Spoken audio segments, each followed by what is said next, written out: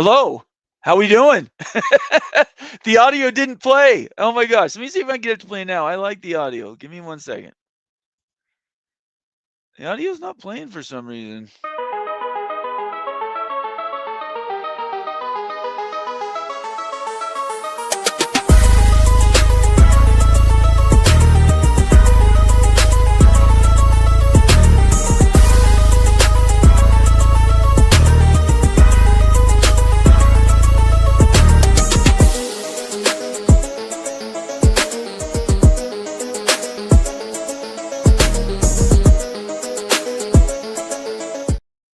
That's better. I like that audio intro. I don't do good just when I start flat. I appreciate everybody being here tonight. Welcome to another edition of Bombers Blast, a rapid react show where we're going to talk about the CFP and formats and fun stuff like that. This is a show you can be able to call in, call me crazy, tell me, why I'm completely off the reservation, and I know a lot of you will. But that's what I'm here for. I'm okay with disagreement. I'm comfortable with that. It's funny. Some people it's easy to get caught up in the difference between an argument and a debate. I enjoy both. But at some point, these things really become circular logic type stuff. Sorry. Let me tell Vince Knoll. Let me reply to his text. I will text you tomorrow. Just so everybody knows, tomorrow night we are doing our ACC preview show. Rock and Rant and VC Knoll, Vince Knoll, are going to be joining me. And we're going to be talking about the ACC preview for 2025. It should be a very fun show. Another programming announcement, we will be doing our Big 12 shows Wednesday night. And that should be a lot of fun. I'm going to keep those guests a little bit under the radar for this second, but regardless to say, everybody's going to be watching is going to be very entertained. Okay, let's go with that. One thing we don't do around here at the College Football Mafia is we don't do pablum, and we enjoy dissent. It's okay to disagree. It's even okay to argue. I have no problem with any of that. Where I get into problems is where people refuse to sort of go past. Once you've come to a disagreement point and you're just not, I'm not going to influence you anymore and you're not going to influence me. I don't mind talking about the ideas, but it's kind of rough just going circle and circle and circle. And it's not necessarily, it's not a judgment, bad or good necessarily. It's just I only have so much bandwidth, especially on Twitter. And since I do engage as much as I do, it does tend up to take a lot of time. So I appreciate everybody that gets involved. Make sure you follow me on Twitter, subscribe on YouTube to our channel here, the College Football Mafia. We do a lot of stuff. It's going to be a fun season. If you're very new to us and you want to check us, make sure we're not just some fly-by-night YouTube channel. Ask everybody in the comment section. We've had subs that are over 2 years with us. People don't do that just because they want to throw their money away. They do it because the content we provide, in my opinion, is superior. Does it mean we're the best YouTube people or the best Twitter people? Of course not, right? Josh Pate getting paid millions of dollars, probably something like that, and I'm getting like $5, but that's not why we do it. It's not why I do it. It's not why my team does it. Certainly not why you and I sort of got this thing going. So I'm really encouraged by everybody helping each other as we go through this whole thing that's college football. And it will continue to be debate heaven. Tonight we're going to talk about the CFP. Over the weekend, and I've got an article we'll go to. Over the weekend, it was leaked, and I think nothing was leaked. The Big Ten wanted to get this out there sort of as a trial balloon to see how the public would react to it. For some reason, the Big Ten continues to get dragged. And in my opinion, the reason that is because ESPN owns the narrative. The SEC is the most, I think right now, still the most influential conference. Greg Sankey by far is the strongest commissioner. And I think that influences reporting. We also have legacy we're dealing with. We're talking about conferences that have won tens of national championships versus conferences that haven't. And it just sort of goes and follows those narratives. That's why the FPI, and this isn't the show for that tonight, although if you want to call in and talk about it, I'm happy to do that. ESPN's FPI, the power index, it's so wacky, right? Clemson and Miami absolutely got dragged last week in the redone FPI. It's ridiculous. BYU went up a little bit, which obviously I'm happy about, but not near where I think a lot of these schools need to be, and that's because the narrative. It's the narrative. It's the narrative, and so we're gonna talk about that a little bit. I've also got an article, if we have time, or if everybody's done talking about the CFP, that came out today about Virginia Tech, and their AD went to the Board of Governors or the president. Let's get that right.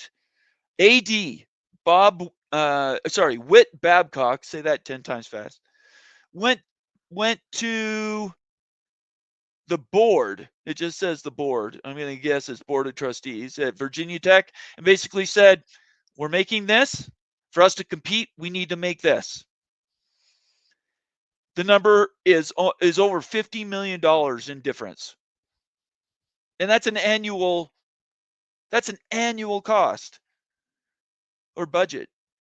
For 25-26, they're going to make $144 million. He's saying for us to be competitive for a national championship, it's going to have to be at least $200 million. Where does that extra money come from? So we'll get into that a little bit too. I appreciate everybody being here tonight. Let me just do a quick reminder out to everybody. We will be doing call-ins.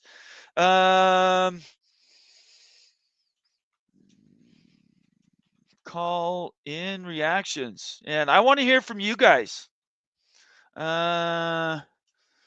Reactions to the proposed 24/28 team CFP. So are you guys up on it? Or do you guys care? Maybe I'm making it out to be a bigger deal than it is. Everybody knows I sort of am different than everybody. I don't just follow the herd. Nobody can ever accuse me of doing that. I don't have a problem with more teams. I don't have a problem with more rounds. I do have a problem with cutting the number of games down. I know there are some proposals to maybe go to 10 or 11 games instead of 12, and those are justifiable ideas. Larry, the GM's, I don't know if anybody caught his article today. It was like a mile deep, the way he broke down his playoff idea. And man, I'm all for it. I want more teams involved in the college football playoff. Who cares if they really have whatever realistic is? You put that in parentheses, not parentheses, quotes. Who cares if it's realistic or not? The conferences will make more money. The schools will make more money. There's more people paying attention. And you can put in bye rounds so that you don't have these massive 1 versus 32 blowouts. There's ways to do it. It really bothers me when people say, no, absolutely not. Just can't work. Nope. I'm totally against it. I would never support that. Why would you ever say that? Why would you be against more? So that's what we're going to talk about tonight. You guys tell me why I've got it wrong, okay? And maybe I am wrong, but somebody's going to have to really sell me on it, because right now I don't think I am wrong. Before I get to the article, make sure everybody follows us on Twitter, subscribe on YouTube. If you're on X tonight, I appreciate you watching. Do me a favor, if you have a second, open up another window and go to the College Football Mafia on YouTube. We're the only one there, and hit that subscribe button. We're pushing to 5,000 subscribers. I don't know if Daniel's watching right now, or any of the OG moderators that I've got in the chat want to go on the YouTube page and find out how close we are to 5,000. We're like this close, guys. So if you're new, you got nothing else going for you today, subscribe to our channel, help us get to 5,000, and it's a lot of fun. We're having a lot of fun. This season is going to be great. Okay, should I do the article first or I do shout outs? Let's quickly do shout outs. A lot of people joined us early today. By the way, I defer to member comments. Those are the ones that everybody sees that have a little S next to them. That stands for StreamYard. That's our interface. That's how we do the show. All the member comments we defer to. New comments are great. Love to see new people. They're free. Feel free to engage and get in the comment section in general. And then all super chats I read. Doesn't matter when they come in the show. I think in almost 3 years, I've only missed 2, and they happen right at the end of the show. So right when I had end, somebody sent a super chat. So if you want your comment or question to be read for sure, make it a super chat, and we'll go that direction. Okay. Quickly, MBM disagrees with me right off the bat. I love that. Thank you so much, MBM. Go Oklahoma State. That's all I can say. Yes, 28 teams is absurd. See? I love that. You're going to have to, one of these days, I'm going to get you to call in MBM. I know, I got to rope you in somehow. I'd love to hear your opinions. Ryan Willie, Wisconsin Badger in the house, representing the Big Ten. Valuable member of the College Football Mafia family, says, I'll be about an hour late. Okay, Ryan, we'll see you in a little bit. Devil Frog, that would be TCU. Devil Frog, the first person I talked about the Mafia with, and a valuable member of the College Football Mafia family, says the Big Ten is desperate for 3, 4, 5 loss teams to get to a playoff participation trophy over conference champs and 10-win squads. If that isn't definition of delusional, then nothing is. I'm going to flip it around on you, Devil Frog. Why does it matter? Why does everybody immediately go to the 7-5 team that makes the playoffs? Who cares? Ohio State wouldn't have been in the 4-team playoff last year. They were number 5.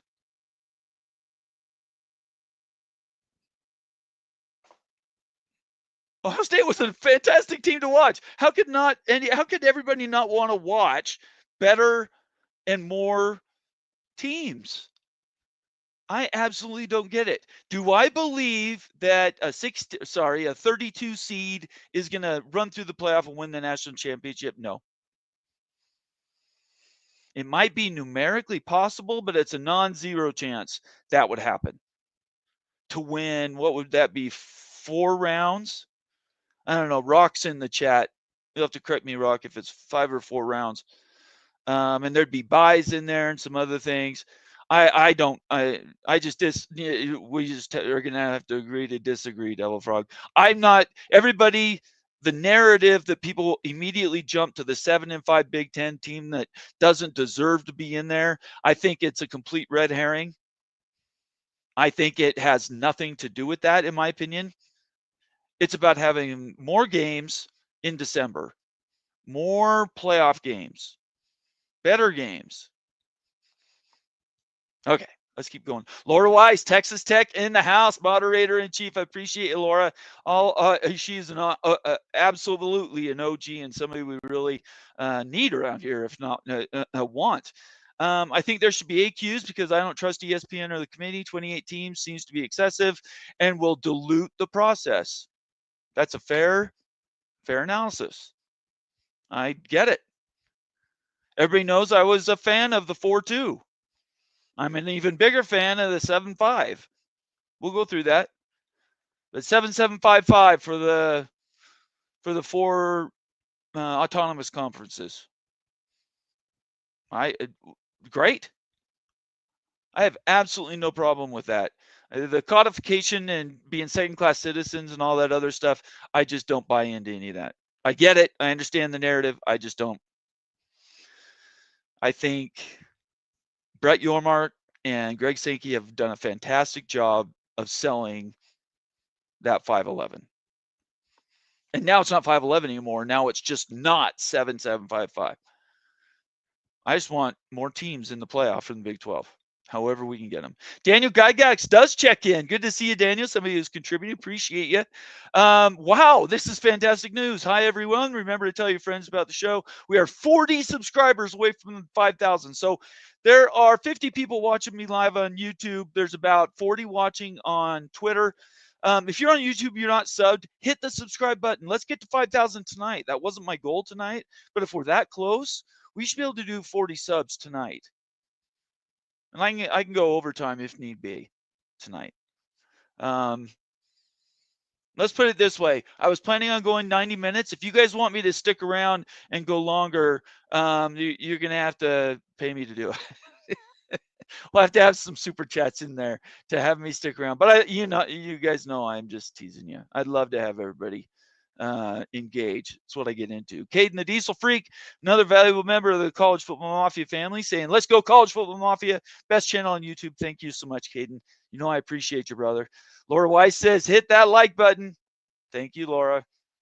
Bob Swanger, Penn State, Nittany Lions in the house, says, "Hey, everyone." Thank you so much. Bob's also a member of the College Football Mafia family. James C.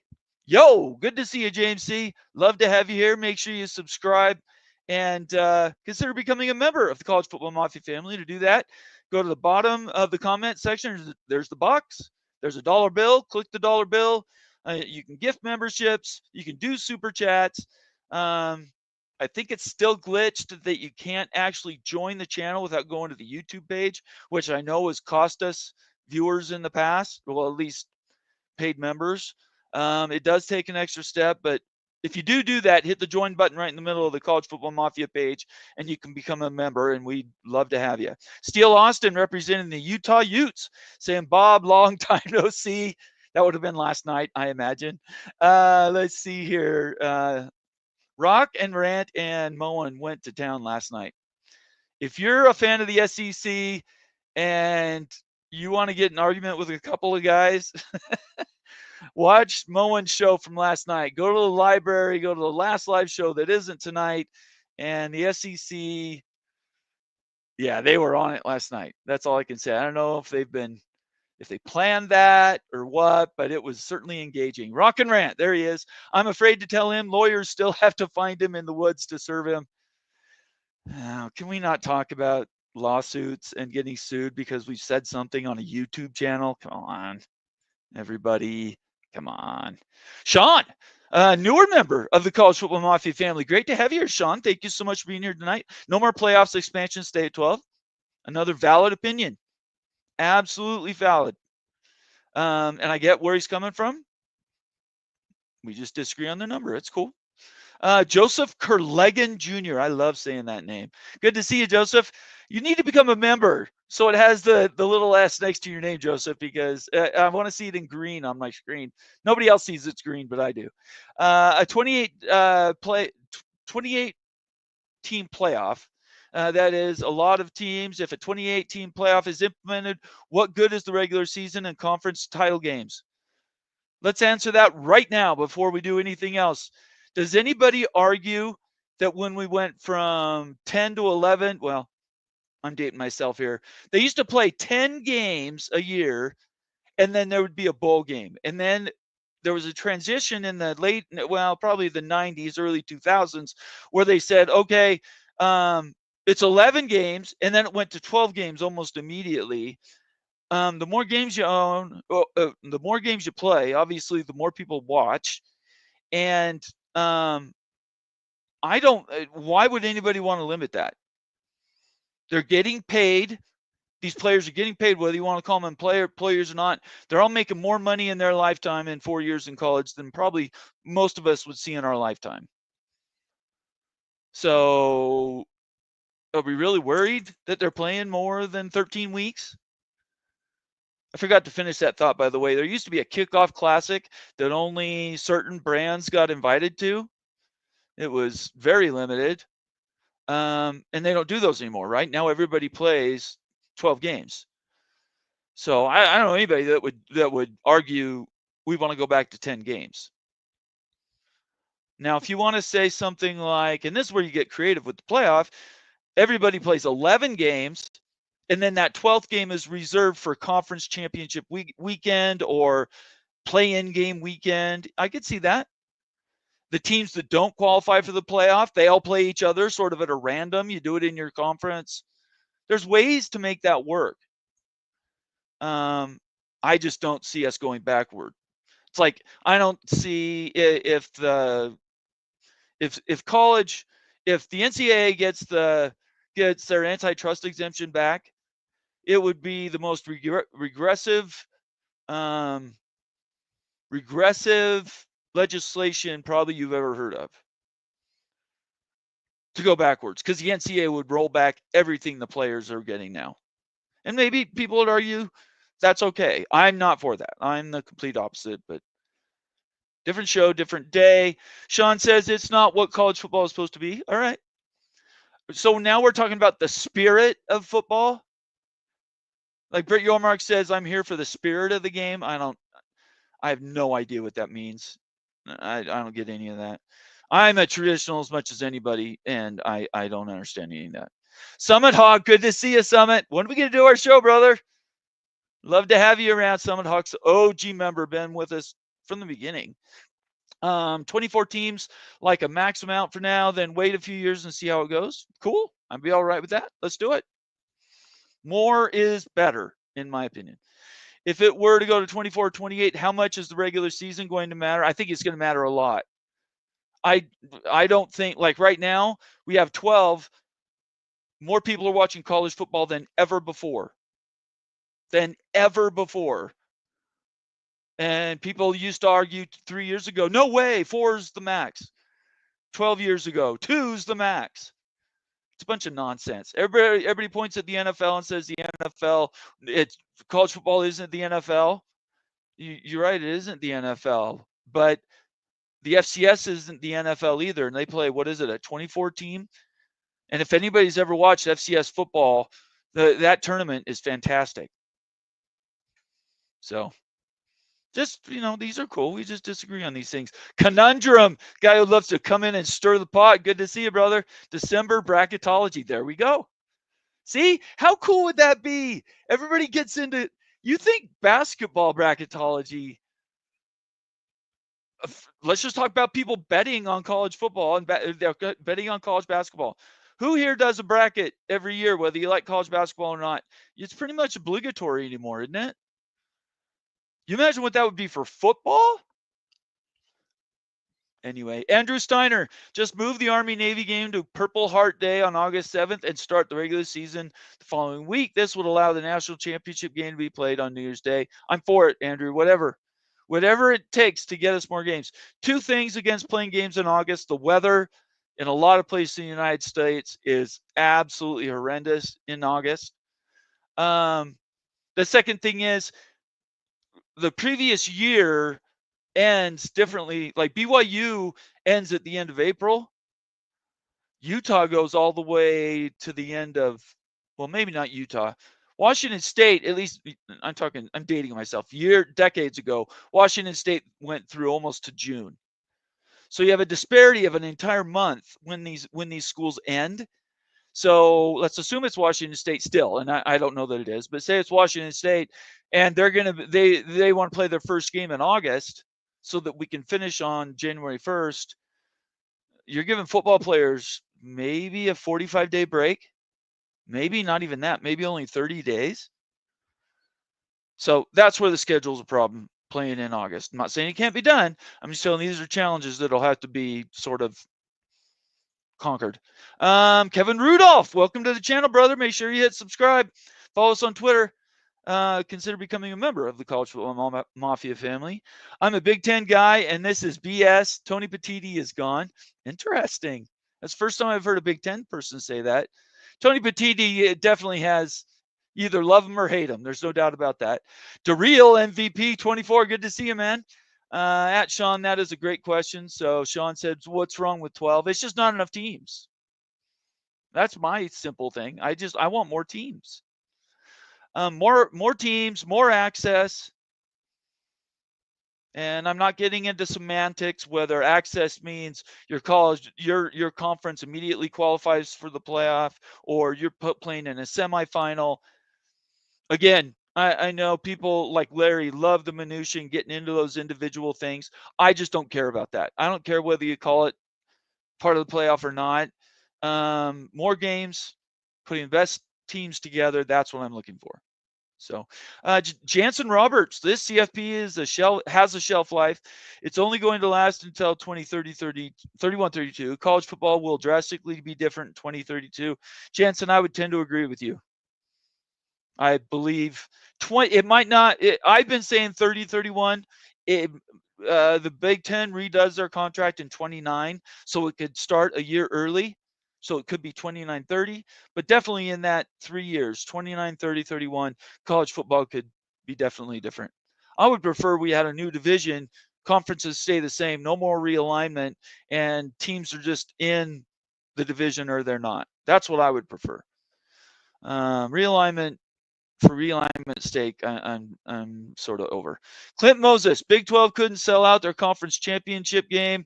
Who can afford tickets for their team in CFP round after round, including travel money to see your team get blown out?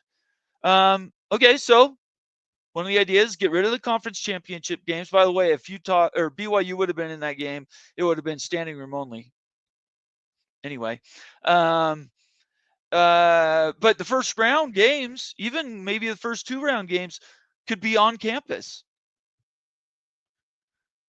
Oregon State, that's who Clint represents. Oregon State wins the Pac-12, goes undefeated, and earns a first round bye. Maybe earns a double bye. Maybe they're so good they're in the top 4, depending on how they do the brackets. Wouldn't you love that to be a home game, Clint? I've been to Corvallis. For one thing, it's one of the most beautiful campuses in the country. A little bit of a travel challenge. But if you don't have to go anywhere, you get to play on campus. Wouldn't you want to do that? It's hard for me to see people not wanting those home games. Andrew Steiner, each non-playoff bowl game should host its own mini 4-team tournament. There's another idea. A lot of new people watching right now. Almost 100 people watching me live on YouTube. Make sure you subscribe on YouTube. We're trying to get 5,000 tonight. I'll give a special shout out to the 5,000th person. I don't know how to determine that. But we're trying to get there tonight. So hit the subscribe if you're on YouTube. If you're on Twitter, continue to watch on Twitter. That's cool. Give us a like, leave us a comment or question, but consider jumping over to YouTube and becoming a subscriber. Whatever. The bowl games to me, unless they're part of the playoff, I think they're just for fun. They're exhibitions. You know, they're just extra practices, they're travel, they're reward for players, to go to Hawaii or something. They, in my opinion, they don't have any quote unquote value per se, because they're not part of the playoff, which is all that matters to me. Opinions of angry beavers don't matter. Come on, be nice, MBM. I absolutely love engaging with Clint. All you guys are fantastic. Thanks everybody for your comments. We made it through the comment, and under a half hour. That's pretty good for me. Okay, so this is what we're gonna do. Phone line is there. You can call. Oh wait, no, sorry, Caden, you have to wait. Let me quickly run through this article. Duh. Sorry. Let's go through this article really quick. So Brandon Marcello, this is the idea. I'm only going to read the first part of it. But Brandon Marcello, let me take the link so everybody can get to Brandon's. Everybody can get to Brandon's comment on Twitter. We always give credit where. Oh no, I just screwed it up. There we go. So read along if you want. This will just choose your own adventure anyway. Timing of Big Ten Commish Tony Petitti's radical idea for 2016 CFP frustrated fellow executives over the weekend, meaning it was intended, unintended leak. I don't know how we'll actually ever prove that, but people are questioning the timing. I think it's a trial balloon. Let's see what people say about it. We sound like immature children throwing garbage against the wall. I guess somebody from one of these conferences said. I think that's a bunch of garbage. But some P4ADs want to hear more. So then we go to the story.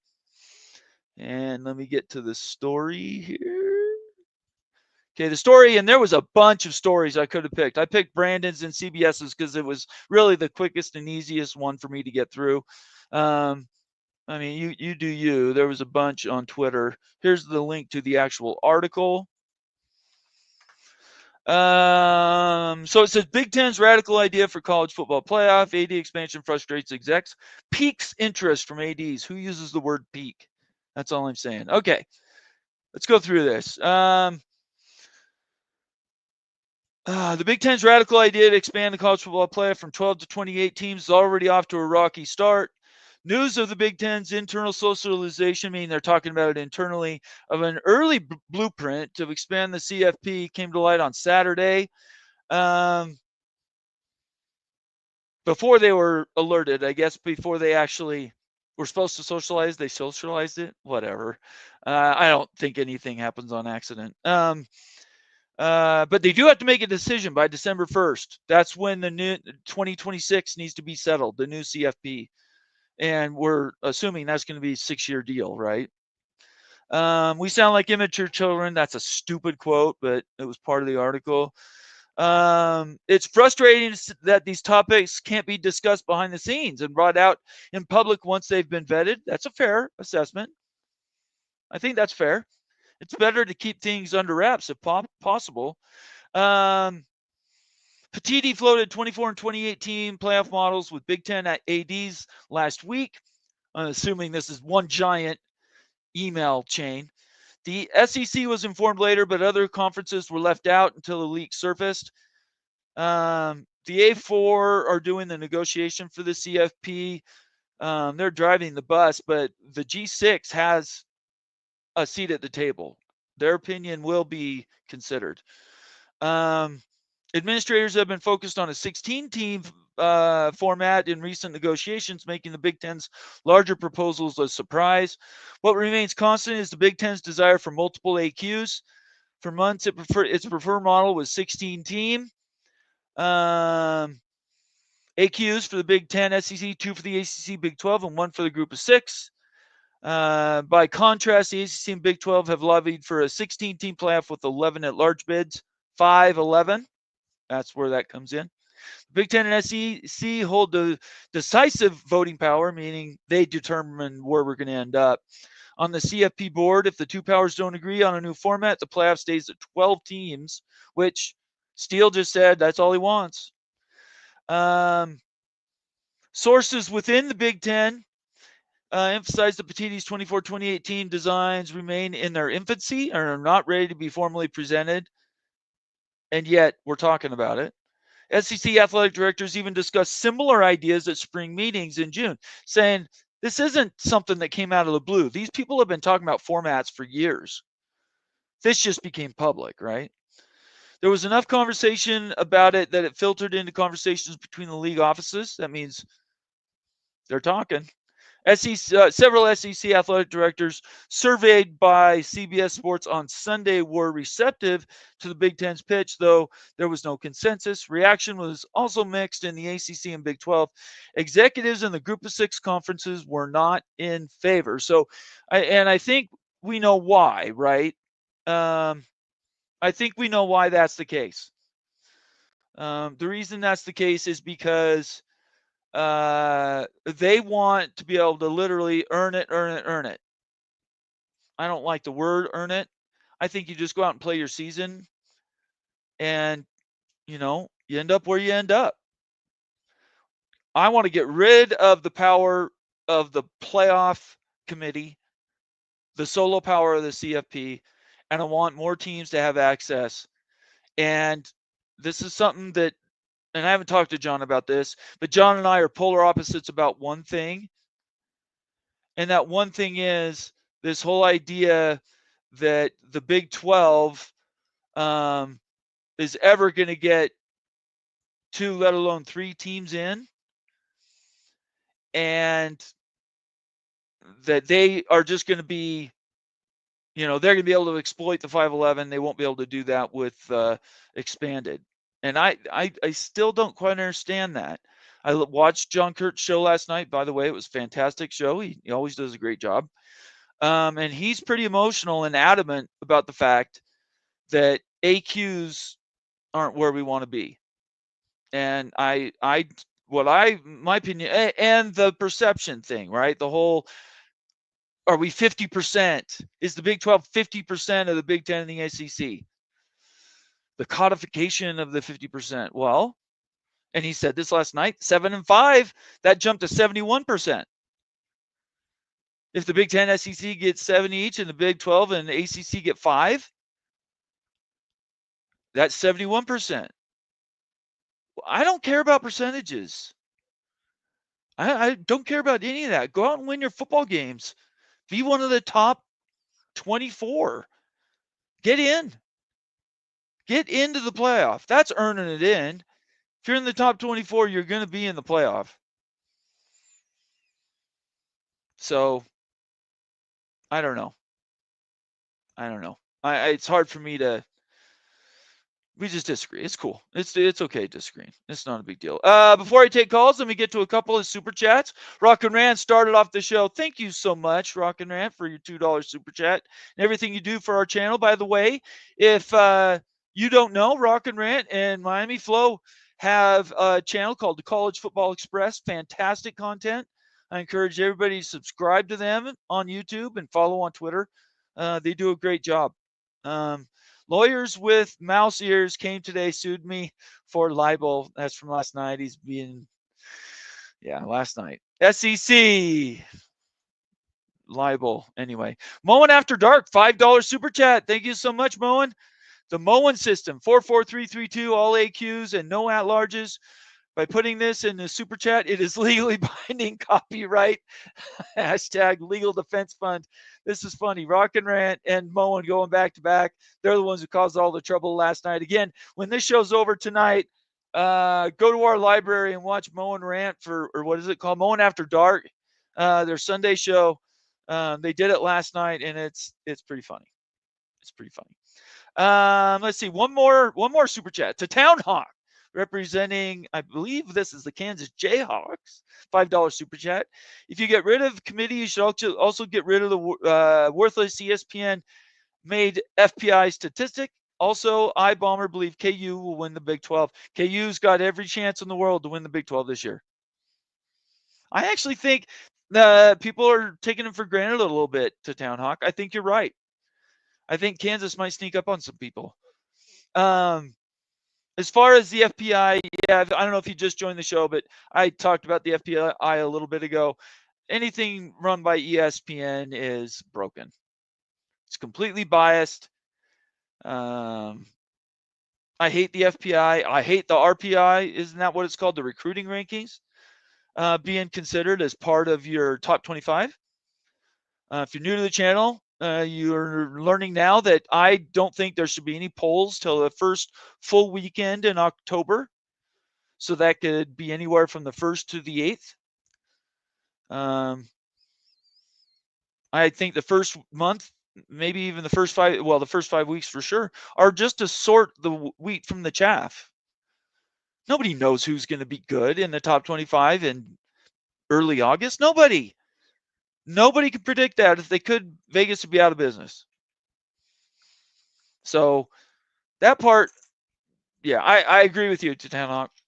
I'm not a fan. Get rid of FPI, get rid of RPI, get rid of recruiting rankings in top 25, and don't do any polls till October. And then let's talk if the SEC is super strong, or the Big Ten is getting too much love, or the ACC doesn't have 5 playoff teams. Why set that paradigm in August? Anyway, thank you to Town Hawk for the super chat. Thank you all for your super chats in total. I really, really appreciate it. It helps us keep the lights on around here. What we do is for fun, and that's how we'll take it. Okay.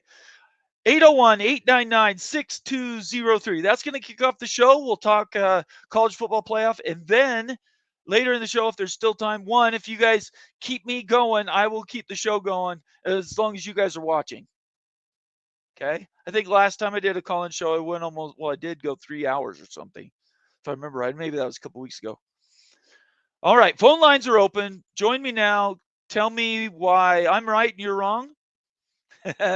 See what I did to you there? Or tell me why you're right and I'm wrong, and that never happens. I'm never wrong. About the CFP. Let's talk about it right now. So 801-899-6203, and let's talk about it. And then, of course, while I'm waiting for calls, here we go. We're going to start off with one right away. Hopefully we. Call from Joseph Curligan Jr. Joseph Kurlake Jr. Can everybody hear Joseph? Give me a thumbs up in Yeah. live stream. Joseph Curligan Jr. How we doing, guy? Joseph, I'm doing good. How are you? I'm doing good. I appreciate you calling in. I'm doing good. Can you hear me? I can. Okay. I'm doing good. How are you? I'm doing good. So mute what you Oh, I've have been to wanting do. to call for a while. Yeah, mute your YouTube Okay. because I'm getting reverb. Want to call for a while. Yeah, mute your YouTube. Can you hear me? Okay. Okay. Can you hear me? Yeah, I can hear you. Okay. Yeah, because I'm the one that's saying that in September, it's time to get rid of these FBS, FCS games. Thank you. Yes. And what I would do is the schools like Boise State, the schools that you don't normally see on TV, they have to play against the top 25 teams. Sure. And have about, I don't know if you want to do 11 or 12 games, have that where the season is tough. You do away with the conference title games. So that way, at the end of the season, whoever has the best record gets the highest seeds for that conference. Okay. Also, Notre Dame has to join a conference, and I like Notre Dame. If they don't join, you can't make them higher than, I would say no higher than 15. So that way, from about December till the 1st of January, that's when you have your playoff to lead to the big playoff in the end. Okay. So that way, everybody gets to watch everybody. Because on TV, in certain parts of the country, some of the teams on the West Coast, you can't see in certain parts of the country. And if you live on the East Coast, there's some teams that you can't see vice versa. Right. You can't see on the West. Right. And those bowl tie-ins they have with the Rose Bowl, Sugar Bowl, Orange Bowl, Fiesta Bowl, they're dissolved. So we get the best of the best, and then you have your national championship game probably about the 19th or 20th. So instead of having a bowl season, you have a playoff run, kind of like the NCAA tournament. That's fair. Okay. From that time, and see when it ends on that championship game, that's pretty much it. So, and you've been around long enough to know kind of how I feel about what the playoff could look like. What you're describing, why do you even need the conference qualifications at all? Why not just put everybody in a football division and just play it like a regular? You can do regional scheduling and everybody plays everybody. Right. Yeah, you can divide them up by regions like they do for the Okay. NCAA tournament. Right. Do it like that. So like I said, everybody plays everybody. And when you have when a team wins, they get to play from the next. So Right. everybody's rotating. Right. And when they rotate like that, everybody gets to see everybody. And also it takes the opinion out of ESPN and all that because it's being settled. You have to play. You have to play. Yeah, I love it. I mean, I want more, whatever it takes to get to more. The structure you can absolutely tinker with. But I'm a big believer that teams at least need the opportunity to win. It's not fair to leave out a team. Like I said, I was talking about Oregon State, right? They're in the Pac-12. That's a tough perception challenge, let alone who they play. That's why I'd like to get rid of as much of that as we can, so it's not subjective, it's objective. That's right. I agree with you because I live in SEC country. Just because you're Alabama or somebody why don't you want to play the Big Ten? Why don't you want to play them? Right. You need to play them because here's what's going to lead to next. The days of the regional recruiting is going to die. Yeah. And once it dies, here's a fear that I think. If the Big Ten is able to get into Florida and Georgia, the SEC is done. Their recruiting is going to drop. And from that, you're going to start seeing the Big Ten get a little bit better. Because I remember back when I was a little boy in the 80s, the SEC was middle of the pack. Right. I mean, I times have remember gone. that. Yeah, it goes up and down. Right. Right. And that was before you had ESPN jumping off real big and all that. That's So right. you got to learn, you got to look at recruiting everywhere. Right. Everywhere you have to look at. And this could be the chance for a school like a Boise State to get the national publicity that they need to be able to go somewhere. Because what good is the school if nobody gets to see them? Yeah. You're just going off perception. So, yes. and then from that, what it would lead to is if you get rid of FCS games, I had made a comment earlier. This is what Boise State could do to really ruffle feathers this season. They could talk to, I think Alabama plays Louisiana Monroe. Mm-hmm. Boise State could buy their spot out. Mm-hmm. They could just buy them out and then say, hey, you got an open date. We got an open date. Let's play. Yeah, I mean, there's some practicalities in there. I love the idea, the concept. It's tough. Part of the reason why these teams play when they play and who they play is because it has to fit into their schedule. They don't have unlimited funds, so it's hard to, people to travel and some of these other things. But I'm all for it. The one thing that you said that I don't know anybody, maybe Moen would be the only person that would argue against it, and that's getting rid of the FCS games. I said that again on Twitter today. I don't understand those. It's just money. It is just money for the smaller schools. It's a money game, paid to get beat up on essentially. There's got to be a better way to do that though. Why not just write them a check?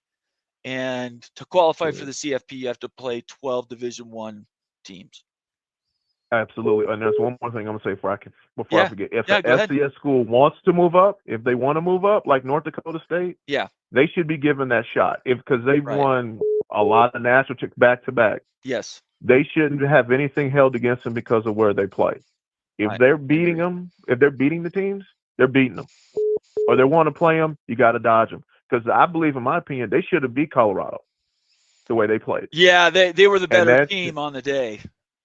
That's right. They should have beat them. And that, I think, when I would look at realignment, maybe not this round, but the next round, I would heavily consider that.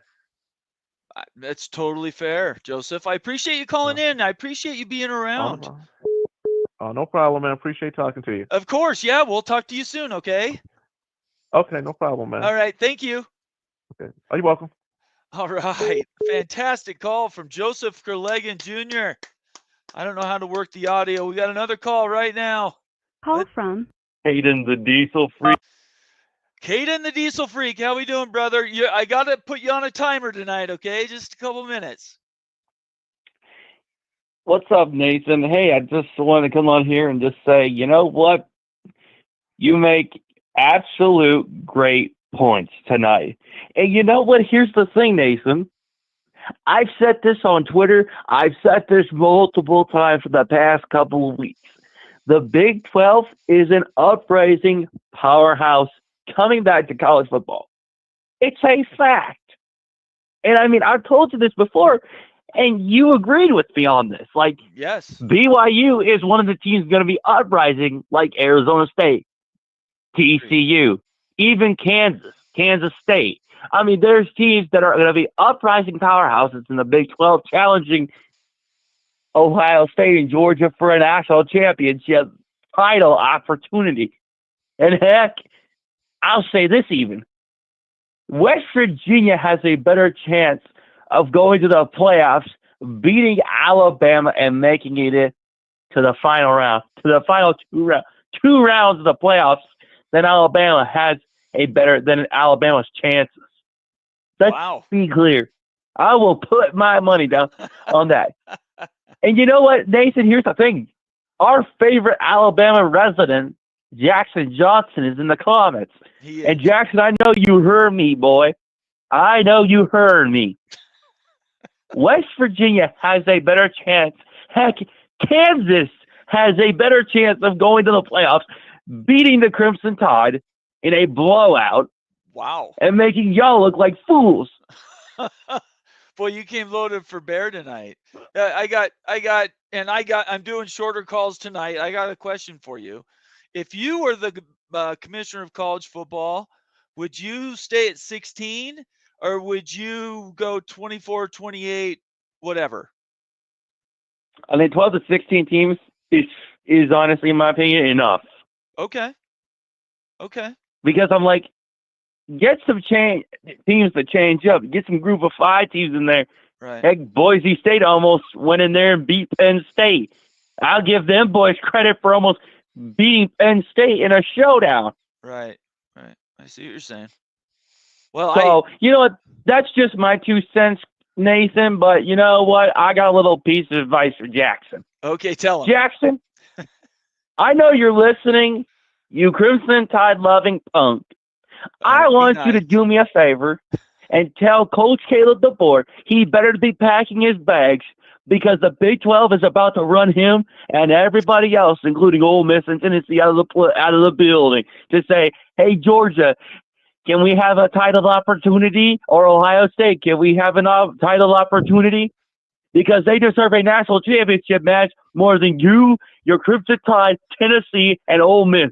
Heck, even Kansas has a better chance of beating Ole Miss, Tennessee, and Alabama in the same 2 weeks. Wow. That's a fact. So I'm going to leave it at that to you, Nathan. Go Bucks, and I will talk to you next week. We'll see you later. Peace out, brother.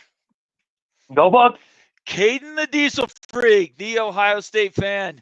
He also likes BYU, which makes me happy. I love the ideas that people are saying teams are stepping up and there's more competitive games. That's what I love about college football, right? That passion. I want to get to this comment from, while I'm waiting, please call me. Join me on YouTube. This is a call-in rapid reaction show. We're talking about the CFP. Bob Swanger, valuable member of the College Football Mafia family, says, Bomber conferences are apples and oranges. I'm not 100% I think I know what you're saying here, Bob, but if you're saying the Horizon Conference versus the Big Ten, they're different. Absolutely. There's no doubt about it. I'm going to clear up a couple things that we talked about with Joseph Culevin. Thanks for your comment, by the way, Bob. It's great to see you tonight. Bowl games. I don't know that bowl games are going away. Talk about tradition. That is a tough one. That's a really tough to see. I don't have a problem with it, except for the big 4. Let's see, 5. So you go Rose Bowl, Orange Bowl, Sugar Bowl, Fiesta Bowl. Cotton Bowl used to be number 5. Well, it is number 5, but those 4, I think those could easily be, what would that be, second or third round of the playoff? The problem is the calendar again. Do you play in December? If you play in December, now all of a sudden you're not playing 8 games or whatever on January 1st.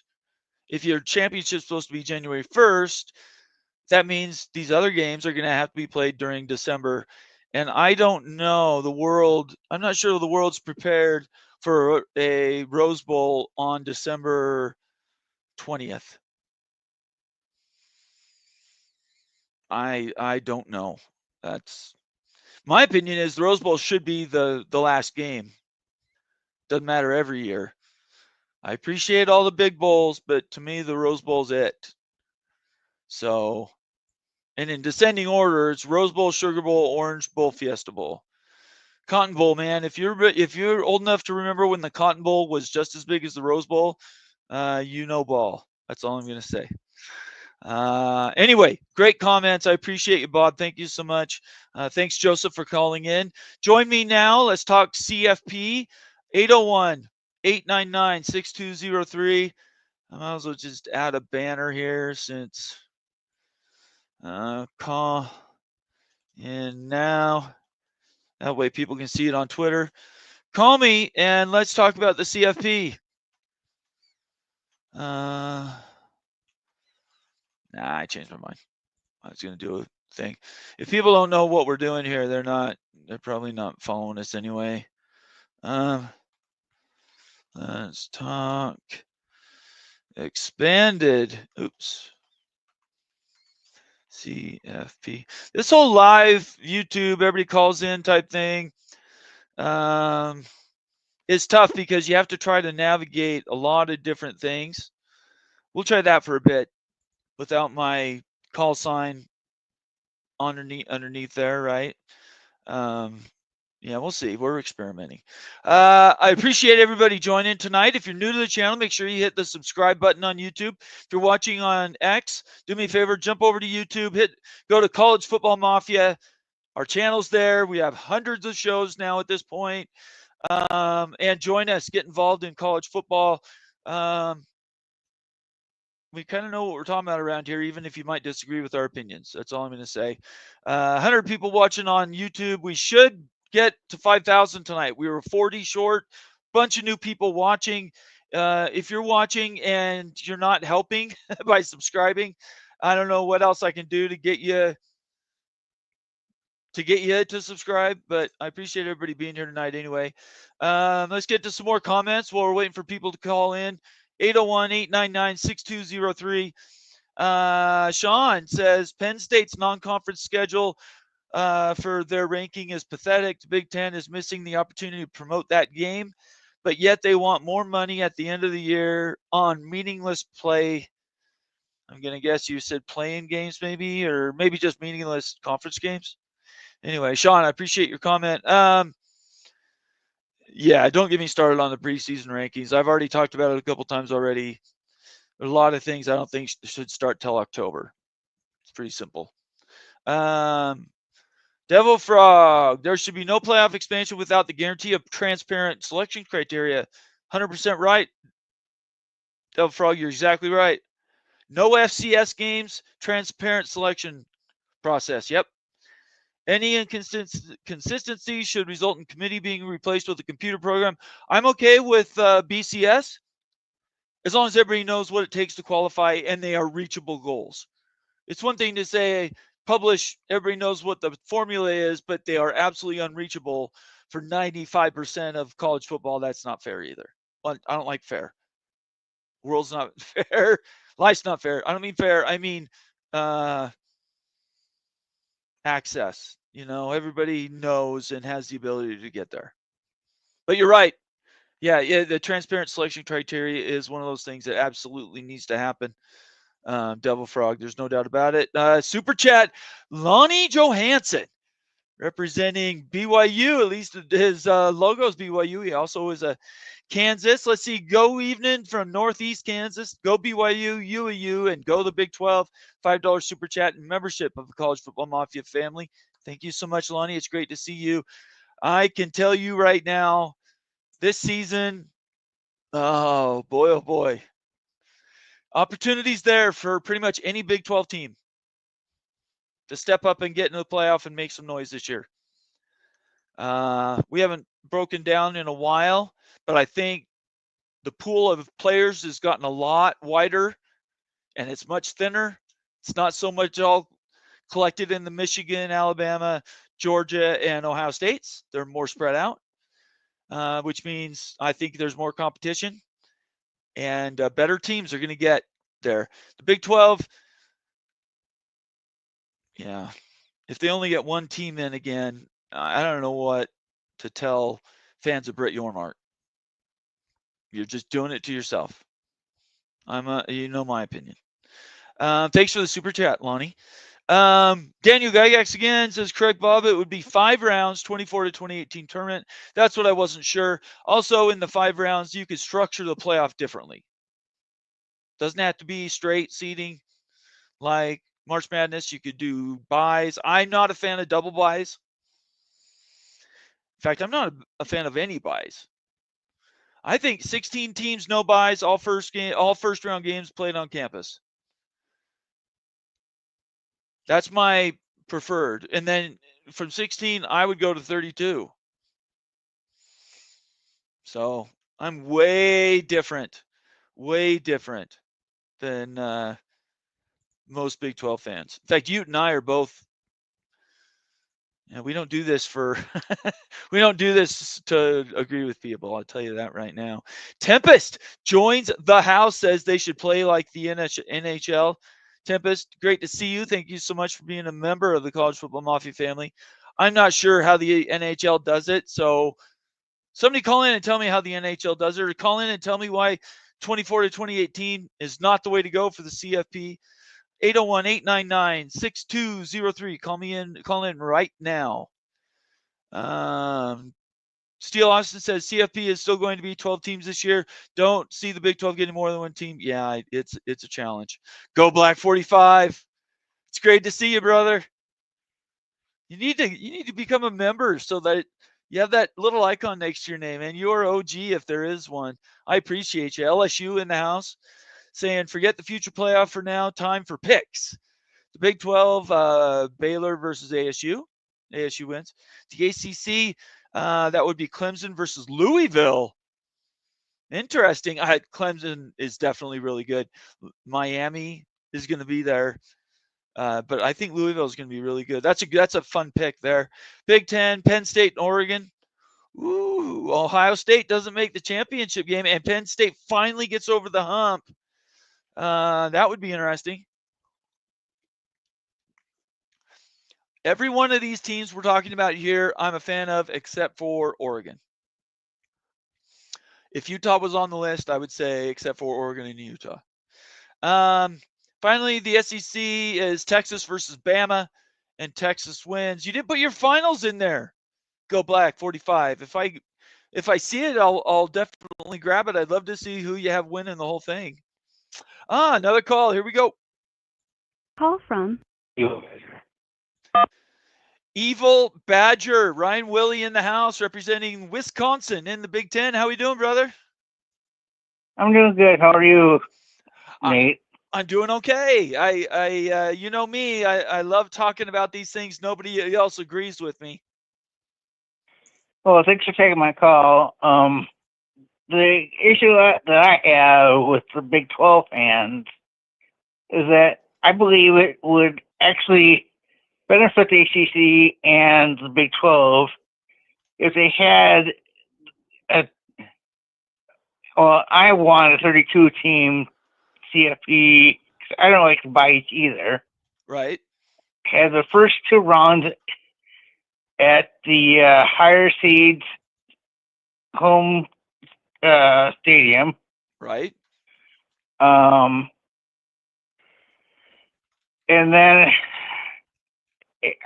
there's too many bowls. You just got to get rid of at least the first 2 weeks of the bowls, the lower brand bowls, just get rid of them. Okay. And just do the CFP with that. So I mean, do the bowl 40? Do the bowl games Isn't there like 40 plus bowls? Like, does the Outback Bowl do anything for you? Well, the Outback Bowl is now the Real Quest Bowl. Wisconsin was in it a couple years ago. Right. Yeah, that's kind of my point. Yeah. But no, it really doesn't. Okay. Except that it was on New Year's Day when they played it. Right. But the bowls that they just start out with, like in mid-December, get rid of. Okay. But the first two rounds, and then you go to the mid to the bigger brand bowls for rounds 3, 4, and 5. Okay. That would be, let's see, the Elite Eight, the Final Four, and the championship game, basically. Okay. So, but don't they have like 6? Well, they had to have one more bigger bowl game than the than the New Year's Day 6. But Okay. 'cause there's 8 teams left, and there'll be 7 games at that point. Okay. I just don't Go ahead. I just don't understand why there's so much vitriol against the Big Ten because of this plan that's leaked. And John Kurtz has been ripping the Big Ten commissioner for Yeah. this, and I don't understand it. I honestly think it would benefit the ACC and the Big 12. Well, you know I agree with you, right? Right. John and I, we're not exactly friends, but certainly we've done a little bit together, and I totally respect the work. He's been doing it professionally for years, right? And I'm I am definitely an amateur, but this is a situation where I think the emotion in the Big 12, the whole prove it thing, the narrative that we're 71% the value of the Big Ten or the SEC, none of that matters to me at all. None of it. I just want BYU to be in the playoff. I just want Wisconsin to be in the playoff. Who the hell cares how we get there? So, Right. yeah, I will say this for John. He knows where, he does it for a living. So he knows where his money comes from. And he knows where the influence is at. And he's been to Big 12 Media Days many times as a reporter. He's interviewed Brett Yormark. He seems to have a deeper feeling for him and what he's saying. So, in my opinion, that's kind of where he's coming from. But, yeah, I don't quite understand the Tony Petitti Big Ten hate. I got one more thing before I go. Yeah, go ahead. Yeah. So I have the feeling that all these reporters just want access to like ESPN and they see, and they don't want to get on their bad side. Yes. To put it, do you agree with me on that, or? I do. I agree with you 100%. Yes. They're following the money. Absolutely. Right. ESPN owns the CFP. True. That's a complete conflict of interest, in my opinion. I agree. So, Paul Feinbaum works for ESPN and covers the SEC. You think he's going to say good things about the Big Ten or the Big 12? No, he hasn't. Or even the ACC, right? Right. So, no, I appreciate you calling in, though, Evil Badger. It's great to see you. Thank you so much, Ryan. All right. Have a great night. Thank you for taking my call. Yeah, I'll of call course. again. No, All right. always. Bye. I appreciate you. Okay. Bye-bye. That's Ryan Willie, the Evil Badger in the house. Thank you so much for calling in. Everything Ryan said, I agree with, essentially. I don't understand the Big Ten hate. I need to talk to John about the Big 12 stuff, but, man, we're up against it with the season now. It's going to be tough to do interviews. Anyway, I will effort it. Right now, call in. Tell me why the CFP needs to change, or why it's good at 12, or needs to roll back to 4, or go up to 75. Call in right now, and let's talk about it. 801-899-6203. Yeah, let's talk. Let's see. Let me go to our starred comments here. Make sure I'm covering as many new comments as people come in. Shooter, Texas, good to see you. Baylor Bear in the house. Baylor's a dark horse on a lot of people's picks for the Big 12 championship. There should be a rule that no one qualifies for the playoff without at least 9 conference games and at least 10 P4 games. Suck at Notre Dame and SEC. That's who was it? Yeah, I forgot to circle back on Notre Dame. Sort of started talking about other things. I don't think Notre Dame should have an exception at all. All right, let's got another call in. Call from Daniel. Daniel Gygax, how we doing? Doing good. I'm going to disagree with you. No, mean really? Better. It doesn't always mean more money either. Okay. And let me explain. All these bowls that you have out there, and I can't remember. There's a mountain of them. There's 42 of them. There's 42 of them. Yeah. I was about ready to say 30 something, but yeah, there's a ton of them. So that's 84 spots that these schools have to make more money. Yes. So yes, even a weird bowl like in the Boca Bowl or Mobile, Alabama, or wherever they're playing, Frisco, Texas. Right. All these bowls are set up to make money. Yes. So that's, especially at the G6 level, that's money taken off the table. Or if you're going to start taking, let's say that they eliminate 20 of these smaller bowls, what's going to happen? You're going to have all these G6 schools, they're going to want to get paid. It's going to just kill the market. Yeah, but who watches bowl game 41 or 42? Well, I do because I'm nuts. But you're like a you're like a drunk person with watching games, though. I'm saying in reality they might get 200,000 people watching them. No, they still get a couple million. Even if that's true, they're all exhibitions. Yeah, I guarantee. Yes, they are all exhibitions.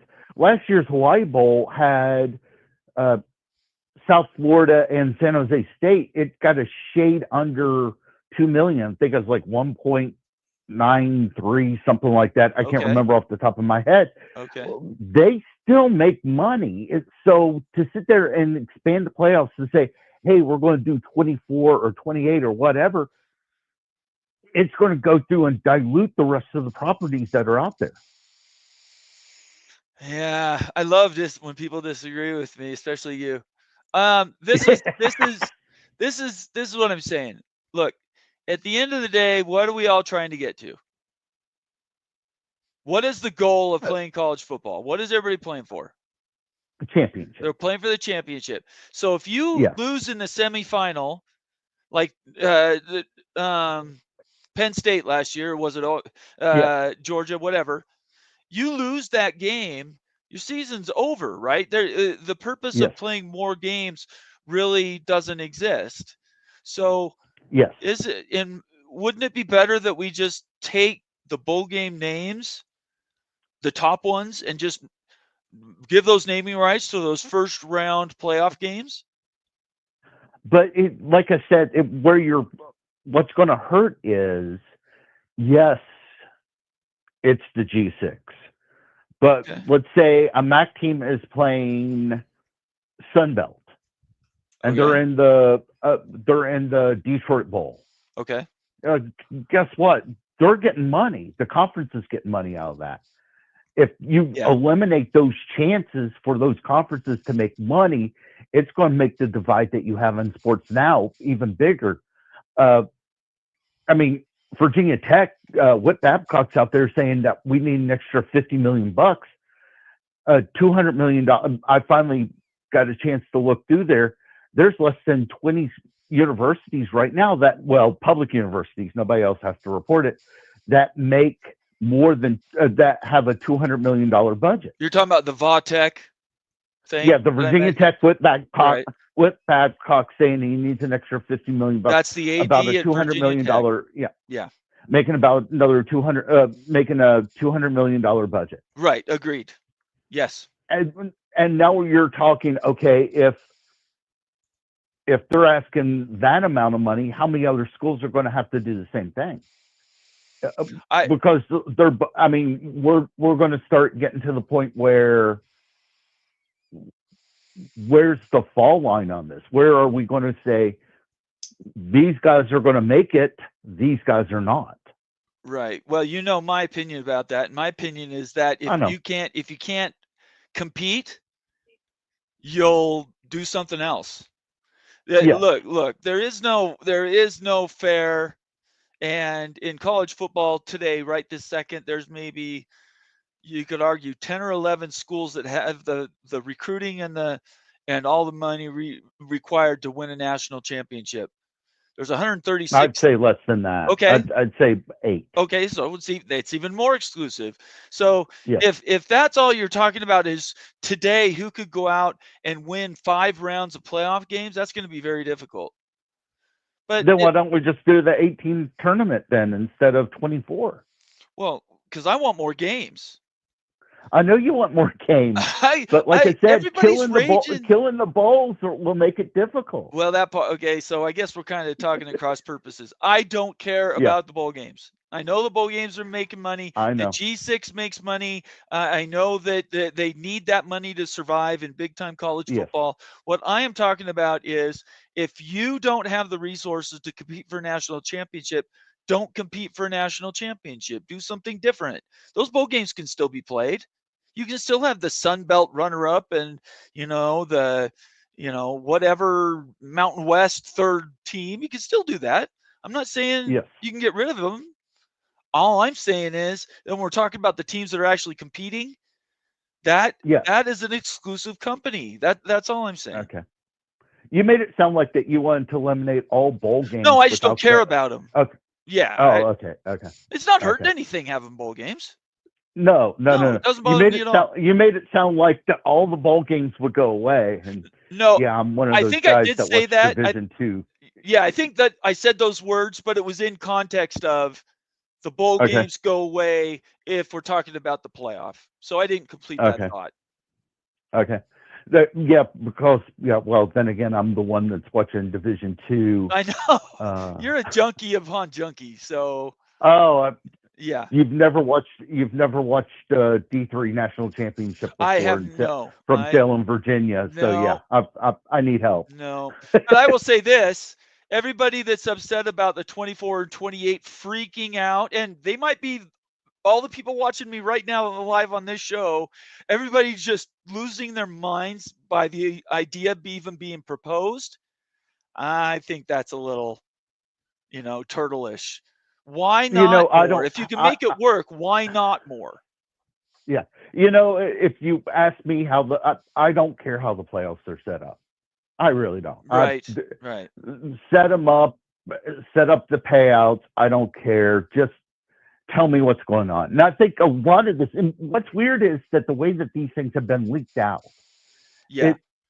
they're pretty good at getting the right reporters to leak things out from the Big Ten. And the SEC, I mean, anytime you want to hear anything, you can get a hold of Greg Sankey and he'll do an interview with anybody. That's true. So, there is no secrets in the SEC. You could not be more accurate, Daniel. Yeah.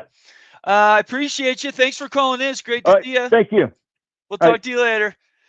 All right. Bye. Bye. Daniel Gygax, valuable member on staff here at the College Football Mafia. Appreciate Daniel, everything he does for us. He set up our preseason polls and everything we did on our Discord. Tomorrow, just as a quick preview before we keep going, tomorrow is ACC breakdown at the College Football Mafia, and Wednesday will be the Big 12 breakdown. I'm not going to tell everybody who's going to be here for the Big 12, but the ACC, I will have Rock and Rant will be here, and Vince Knoll representing Florida State. Those guys, if anybody knows football, they do. We'll be talking about the ACC tomorrow. That should be a lot of fun. Let's get to some more comments. Thanks for calling in, Daniel. I really appreciate it. 801-899-6203. Call in and let's talk about the college football playoff. If you guys, and I'm watching your comments, if everybody's getting tired about talking about the playoff, I can certainly move on. There are a couple other news items we could cover. Purple Cat Claus, $5 super chat. Appreciate you, brother. That is Kansas State in the house. Conference champs diminish in a 20-team playoff, but fans will still pay big money for XYZ conference championship gear. Bragging rights and business won't suffer. Purple Cat Claus could not be more accurate. And that's really the only reasonable comeback that I've heard about expanding the playoff is that the conference championship games essentially go away. They'll be playing games instead, like 1, 4, 2, 3, something like that. I don't know. That's just one idea.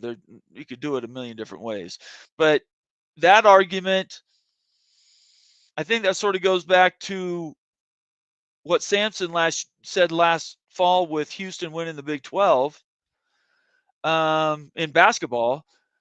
Why have a Big 12 tournament when all it does is put your players at risk and you could lose a seed.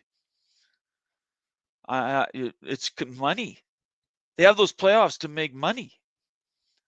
So the conference championship games, it might not just be as simple as everybody says we get rid of them. Maybe the 1 seed gets a bye and 2 and 3 play for that second team. I don't know. But I know this, TV isn't going to lose money. They'll find new ways to find money. And the gear thing, if BYU won the Big 12 last year, well, no, probably not. If BYU had made the CFP, I think you sell T-shirts on that. Winning the Big 12, I think, is cool and everything, but it was a 3-way tie at the end of the season last year. 4, if you count Colorado. I don't know, if that matters so much. It matters for bragging rights. It matters to ASU. Mattered to SMU, although they got in the playoff. They didn't win the whole thing. Clemson did. So, anyway, thank you so much, Purple Cat Claus, for the $5 super chat. I really, really appreciate you. Thanks for doing that for the channel.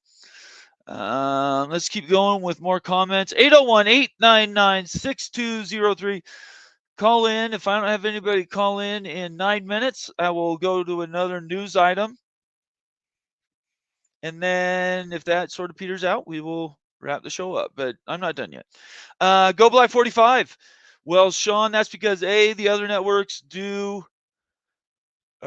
are semi-interested in putting in a bid for the bowl games, and B, the bowl committees like easy, surefire answers. So no new money. They will stay. It's a little out of context. I'm sure I got in the middle of that. Not exactly sure what they're talking about here, but at the end of the day, the playoff or the bowl games aren't going away. Just because I think the bowl games are silly, the ones that aren't in the CFP, doesn't mean that they're going to disappear. If I didn't say that in total. Out of context, I might have said the sentences that made it sound like that. That's not what I am intending at all, just so everybody knows. I am literally saying bowl games I don't care about. They can do whatever they want. They make gaggles of money, but it has nothing to do with whether your team, if you don't make the CFP, you don't make anything. And I'll argue this second point. It would not bother me if you do the math, a 7-5 Iowa team made the playoff. Wouldn't bother me in the least. I don't care. I want more games. I just want more football. There's not enough football to me. Ryan Willie, check it out. Thank you so much, Ryan. Gifted 5 College Football Mafia memberships. Ryan is OG around here. He's one of the original guys that helped us get going. Thank you so much, Ryan, for everything you do. Thanks for calling in. Those memberships went to Anthony Manzano, GCFM 1972. I see you. Hank, NSPR 8. Daryl Harlow, all of you received new memberships to the College Football Mafia family. First things first, thank Ryan for his gift. If you get something for free, please thank the guy who gave it to you. In the chat, thank Ryan for getting receiving the new membership. And 2, consider becoming a member, consider giving somebody else a membership to the College Football Mafia family or network of shows. We do good work around here. You see all the members that are currently in the comments. Our member videos are the best in the business. Go to our, in fact, let me see if I can bring that. It's kind of hard switching before. Well, if you go on the main page, College Football Mafia, and you go to the membership tab on the main screen, that'll be all the member videos. We have some amazing member videos on realignment. We have them on the business of college football, and they're amazing. So you want to get involved. If you're a new member, first, thank Ryan. Second, make sure you check out the library. And then third, consider paying it forward, giving somebody else a membership. Keep this thing rolling. If I get something for free, I try to pay it forward. Karma is real. Good things come to those who are good, in my opinion. Thank you so much, Ryan. I'm going to do this for you. Well, no, I can't because I don't have all the assets here. I just appreciate you, Ryan. I don't have a sound. Well, maybe I do. Let's try this. Maybe I do have. What is this? I can do some of these background sounds. This good. Here's a good one. Feeding the ducks. That's what that one's called. Feeding the ducks. These are funny. Anyway, these are all things embedded into StreamYard. I'm just playing around. Thank you, Ryan. I really, really appreciate you, brother. $5 memberships is awesome. All right, let's get back to the comments. 801-899-6203. Call me now, and let's talk anything you want to talk about at this point. Doesn't have to be the playoff. It can be anything. We can talk news, notes. Tell me how your homework's going. If you need help at work, whatever. I don't care. Call and let's talk. Right now, I will tell everybody I'm going to go another 30 minutes. At this point, it's going to be a grab bag on comments. I'll do what I can to bring yours in. If you want to guarantee you get your comment read, make it a super chat. Quick reset. If you're on X watching, jump over to YouTube and hit the subscribe button. College Football Mafia. We're trying to get to 5,000 subs by the end of this week. Help a brother out. You guys do me a favor. There's a bunch of new people watching right now, especially on X. Just do an extra step. Go on YouTube and hit subscribe, please. Go by 45 with the recent NCAA ruling with Michigan. Nobody trophies are ever going to be taken away ever again. Nobody's trophies. That's an S. Yeah, I'm not going to get into the Michigan thing. Moen covered it on Friday. It doesn't surprise me. None of that surprises me. I knew they weren't going to. Moen last year was so up in arms. Put him out, kick him out, penalties, can't compete. I told him then, nothing's going to happen to him. You're going to have to do something extremely horrible to have your championship vacated. Right now, the going rate is $20 million to cheat and win the national championship. In my opinion, there are 50 brands in college football that if you were to say you write a $20 million check and you win the national championship, they would do it like this. In a heartbeat, because championships are eternal. And yeah, I completely agree with you. Go by 45. Sean, please tell me you at least have to be bowl eligible for the playoff if it expands law. You could make a rule, Sean. You could make a rule. Look, all this stuff is wide open. Everybody's talking about it like it's just so closed, like there's no options. We can do anything. We can rebuild this thing how we want to. Why not have a rule 7 and 5 or greater? Or you go to a third G6. There's all kinds of ways you can work around. It doesn't have to be. All I'm saying is it doesn't have to be what it is today. We can make it how we want to. It's your world. Let's see here. No, I don't, Tempest. I don't watch the UFL or CFL. I'm sorry. Arena leagues. I don't watch any of those things. Let's see here. Go by 45 again. Says, I truly believe once you expand to 20 with East Coast teams, ESPN will have a Big 12 network. I hope so. Go by 45.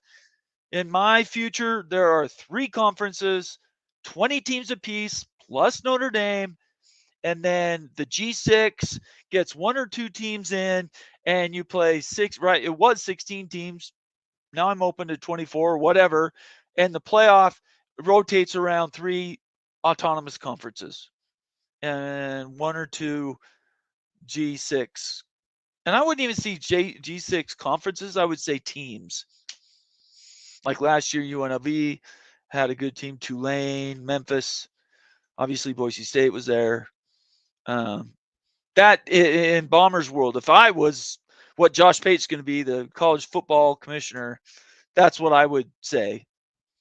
3 conferences, Big 12 network, and everybody's at 20 teams. I would absolutely love that. Let's see here. Sean again.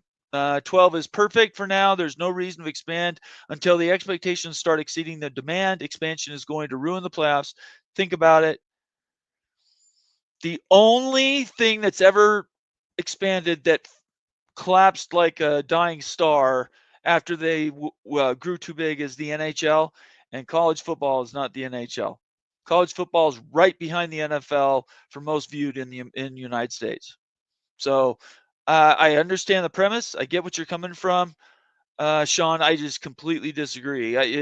You can't compare what the NHL did in killing their thing compared to what college football. A lot of things need to change in college football, though, and we've talked about them. I think players need some sort of representation. A CBA would be great. I think whether you play them as a contract, they need to be formalized as something. They need legal protections. They need health insurance and all that fun stuff after they're done playing. If you do a CBA or something like it, you could do a position. I'm not saying this is preferred, but you could do a precision or position salary cap. Quarterbacks make this slot.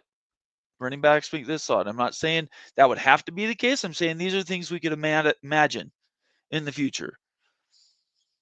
I am just more progressive. More, in my opinion, is not worse, but I do completely understand the thinking. I totally get it, Sean. Totally understand. Oh, here we go.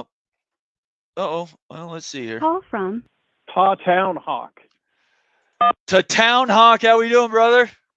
I'm doing okay, Nate. I'm sorry if sounds weird. I hope it isn't too bad. I'm actually out on the walk with the dog. But No, you sound like you're sitting at your computer. Oh, great. You better thank Beats for that, I guess. No, it's okay. Good. What's on your mind? Actually, it was about the CFP, and we were talking one, why or why not. I think something we haven't talked about is impact on the players themselves. One thing I see is all these extra games, all this extra wear and tear on these bodies. Yeah. I think you're gonna see. Well, the thing that's going to be not very good for watching on TV, the last few games of the regular season, if somebody's got a spot packed in the bag, you're going to see just like they do in the NFL, where guys are going to sit out, and it's going to be, third team playing a nothing game. At the Load end of the management season. is what you're talking about, right? Yeah. Okay. Absolutely. Okay. But for the game itself, I don't know. I don't know if that's going to draw more attention or more. I don't know what you would call it. Want or.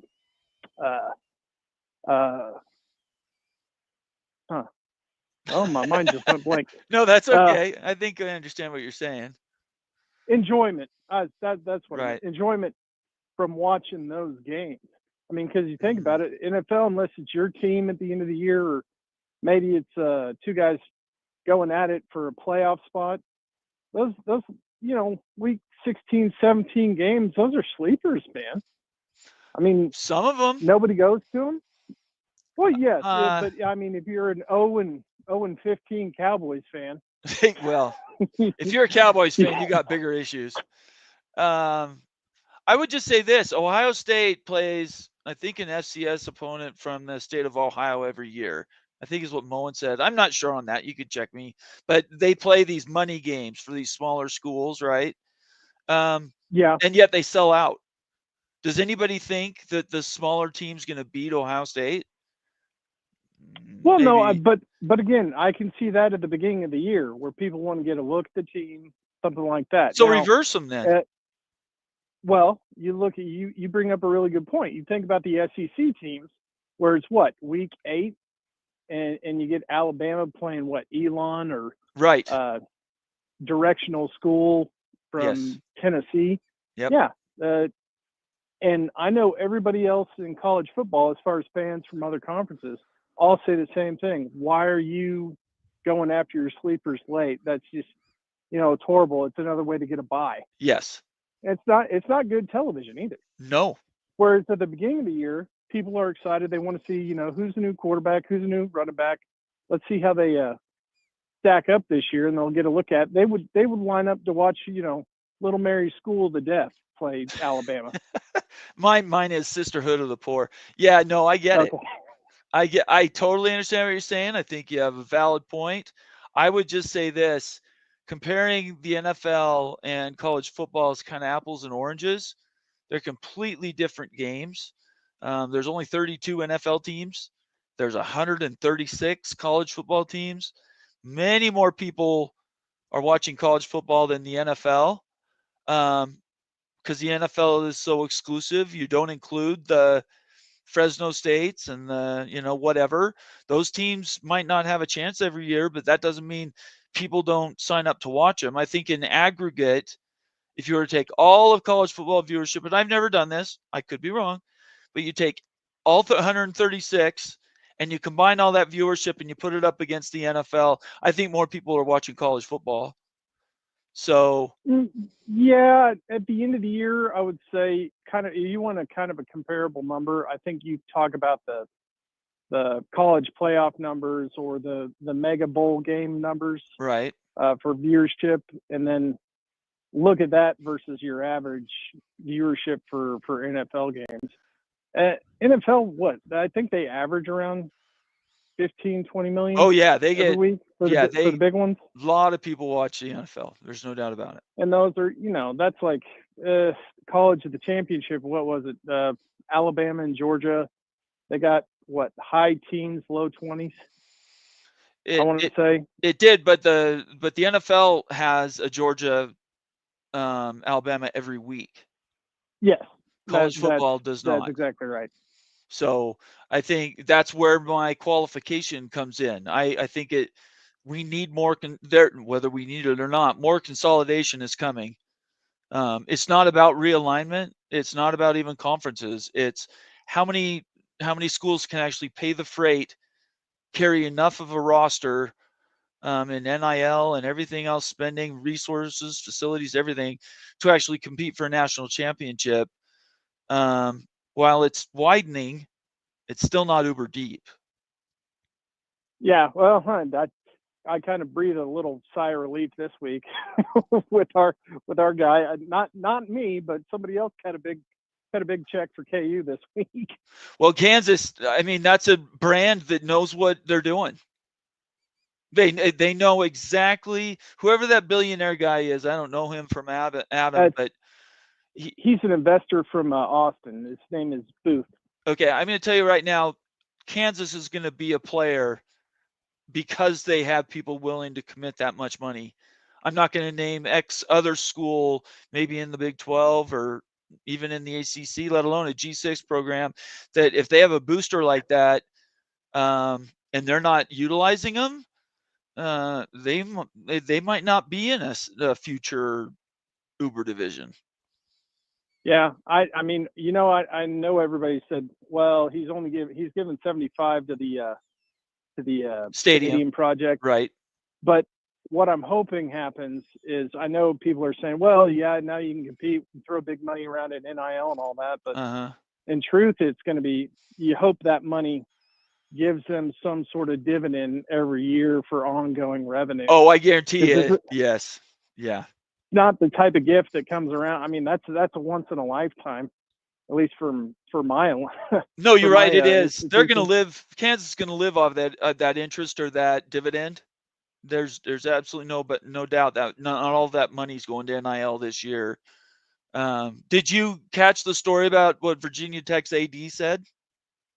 Absolutely not. Let me quickly. It's hard for me to switch back and forth, but I'll read you the headline. A tweet from a guy named David Teal. Here, I'll just post the link so everybody can see it. The Virginia Tech AD. This is really interesting. And if I was more technically savvy, I'd snap back and forth. But there's the link anyway. Guy named David Teal says, and this is Virginia Tech, says, board asked Babcock, who's the AD for Virginia Tech, what is your ask? He says to be competitive in the ACC, just in the ACC. Doesn't even say anything about the national championship race. The Hokies need an annual budget of $200 million. In 25-26, they're only getting 144. So essentially, Ross Dellinger's article says, AD Whit Babcock in front of Virginia Tech board requesting funding help for university.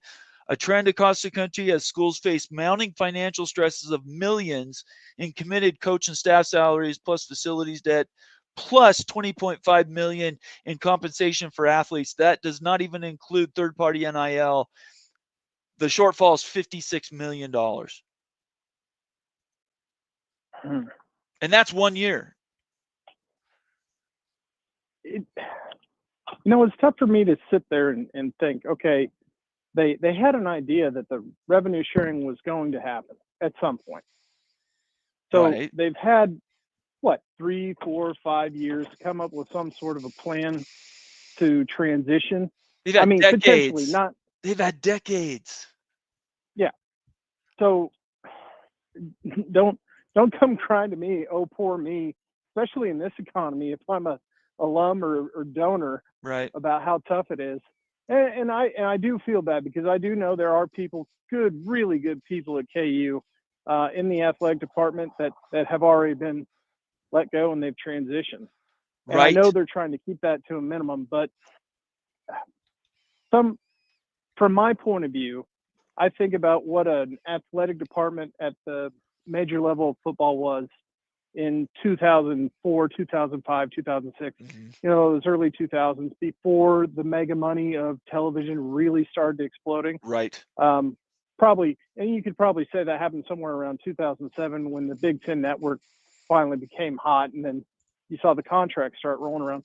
If you look at the budgets for athletic departments back then versus now, and I know, I'm an economics major, so you got to look at inflation, but I know $30 million then is not $200 million now. It's not $150 million now. Right. So you guys have exploded these budgets. Yeah. Okay. I understand there's some wonderful things like student counselors and academic advisors and great training table, private chefs, that sort of thing, nutritionists. And some of that, adds up, but you can't sit here and tell me it's $140 million more. Right. I mean, I agree with you. Yeah. I mean, if there's one thing that doesn't want to get audited worse than the U.S. military for funding, it's probably a public athletic department. Well, riddle me this. You've been around enough to understand I have big issues with state legislature underwriting debt spending at athletic departments at state schools.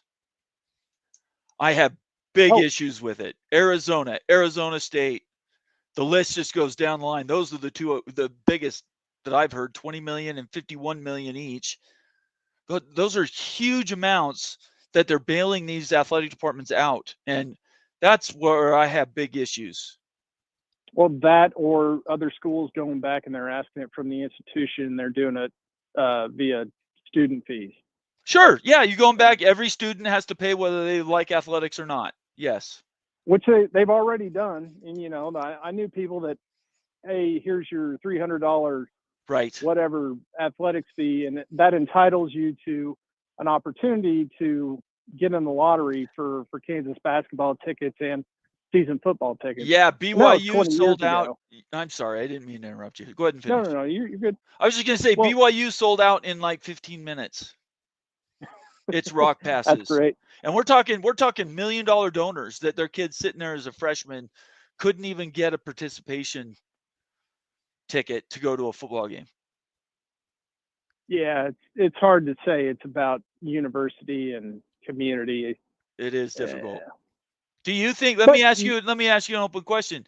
We have for decades been using federal money to underwrite state schools that at the end of the day were paying the athletics budget. We just didn't know about it, right? There was no transparency. Nobody really cared what the athletic departments were doing.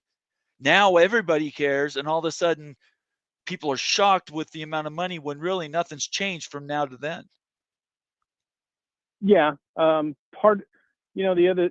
other part of that, this gets off on a tangent a little bit, but when the economy hit the tank in 08 and 09, you saw one of the first things to go was state budgets, Uh-huh. and it was institutional support of public schools. Yes. They cut the funding right away because they part of their plan. Yeah.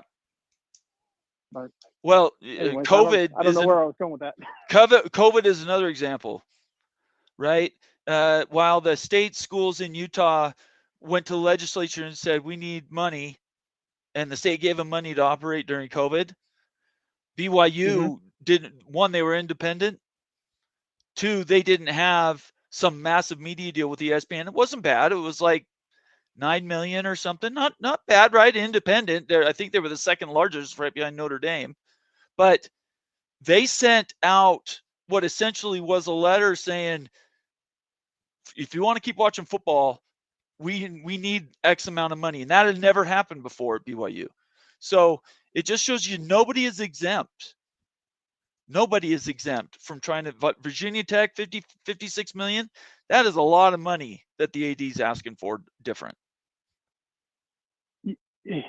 I think in game, and I'll say this, and then I'll hang up, let you guys keep on because I've been taking up your time. But oh no, it's good. In game of it, I can see with the numbers of these budgets and the way it's trending towards employees, not of the school, right? But I can only see it basically coming down the road that these athletic departments aren't going to be tax 501c tax-free institutions or at some point. Right. They're operating as a for-profit entity. Yes. But they have to clear the money off the books every year, except for some minimal cash reserves. But I think once that happens and they're susceptible to being taxed every year. Yes. Some of the nuttiness will go away very, very, very quickly. So what's as far as the extravagance? They'll strip it down. I mean, you look at NFL ownership groups. What do they have in their organization? They don't have near probably the number of people they have in a large athletic department like Nebraska or Penn State. No way. Yeah, yes. All I can say, I agree with you. I don't think the NFL staffs don't have an assistant to the assistant AD and stuff like. Yeah, you're exactly right. At the end of the day, what's different from 2 years ago and today? The $20.5 million house settlement. So that kind of tells you it's not so, it's not so crazy to say we need an additional 30 million. We need an additional 40 million because all of a sudden they have to pay for something that they weren't paying for before. You know this as well as I do. Athletic departments used to make money. They tried to zero out every year. Right. You spend enough, but you take in enough to support your spend. It's not like that anymore. No, so. And a lot of these guys in the upper tier positions, it's just like corporate America. You're not planning on a 15 to 20 year window of leadership and making sure it's okay for an entire generation. You're worried about your 6 or 7 years and either on to the next thing, job hopping, or you get your golden parachute and you're out the door. And Very true. Whatever happens to them, well, so be it. Exactly right. I appreciate you so much. Thanks for calling in. We'll do this again, okay? Sounds like a plan. Okay, right. We'll talk to you. Have a great night. Walk that dog safe. All right, we'll do. Thanks, okay, man. We'll see you later. Bye-bye. Oh, boy, we just keep going from win to win, everybody. I appreciate that so much. Boy, oh, boy. How amazing is it when you have people that actually do the math for a living, doing the evaluation and then giving their opinion. I really, really appreciate that very, very much tonight. Let's see. We're almost out. So one last reset. If you're watching right now, hit the subscribe button if you're on YouTube, and a majority of you are on YouTube because I can see your little icon next to your name. Hit that subscribe button, hit the join if you want to become a member. Definitely subscribe to the channel on YouTube, follow on Twitter. Turn on your notifications on Twitter and on YouTube. A lot of people don't know there are notifications. Little picture of a bell, click it and say, Yep. Let me know when these shows come around, and we will get to you more in the future. This, what we do is we try to listen to everybody's opinions. At the end of the day, I'm one of many, many millions, but I do try to be reasonable about my takes, and so I hope everybody appreciates what we're talking about tonight. Something I'm not sure, and the Tempest has got it right here. Please hit the like, subscribe button. It's free to do. Thank you so much, Tempest. It's great to see you tonight. A couple of guys that just showed up, I wanted to do quick shout outs to. John Dry, good to see you, John. Says Tech starting RN is out for the year. Man, that sucks. At least we have the Ninja Turtle to back him up. RN. What is that? Running back. Is that what you're talking about, John? Can somebody clear that up so I make sure I give John proper credit? John Dry says, "Hey y'all, guns up, everyone." RN, is that means running back? I'm assuming. Texas Tech lost a running back today, I think is what he's talking about. Yeah, I think that's right. Good to see you, John. Thank you so much. Sean, man, you are on it tonight. I appreciate it. Why haven't you called in? Call in and tell me off. I'm all for it. 801-899-6203. Sean, a new member, says this isn't the NFL. All these are universities and rich traditions. The passion for college football is all tied with regional rivalries. You can't turn something into it's never been or about it fails. I think that's the same argument people said about having more than one playoff game.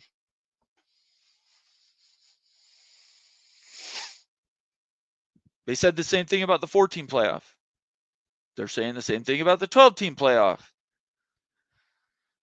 The more people involved in these things, guys, the more popular it'll be. And eventually we won't, well, I don't care now, but everybody else seems to care if you go 7 deep. Let's do a quick reset. The article that came out in the leak from Tony Petitti says that the Big Ten's proposing, or Tony Petitti's proposing, a new CFP. It would be 7-7-5-5, and I don't know the remainder. I'll be perfectly honest. I've been focused on the autonomous conferences just because I only have so much space in my head each day. At the end of the day, 7 teams in the Big Ten would probably take you to you'd get some 7-5 teams in the playoff.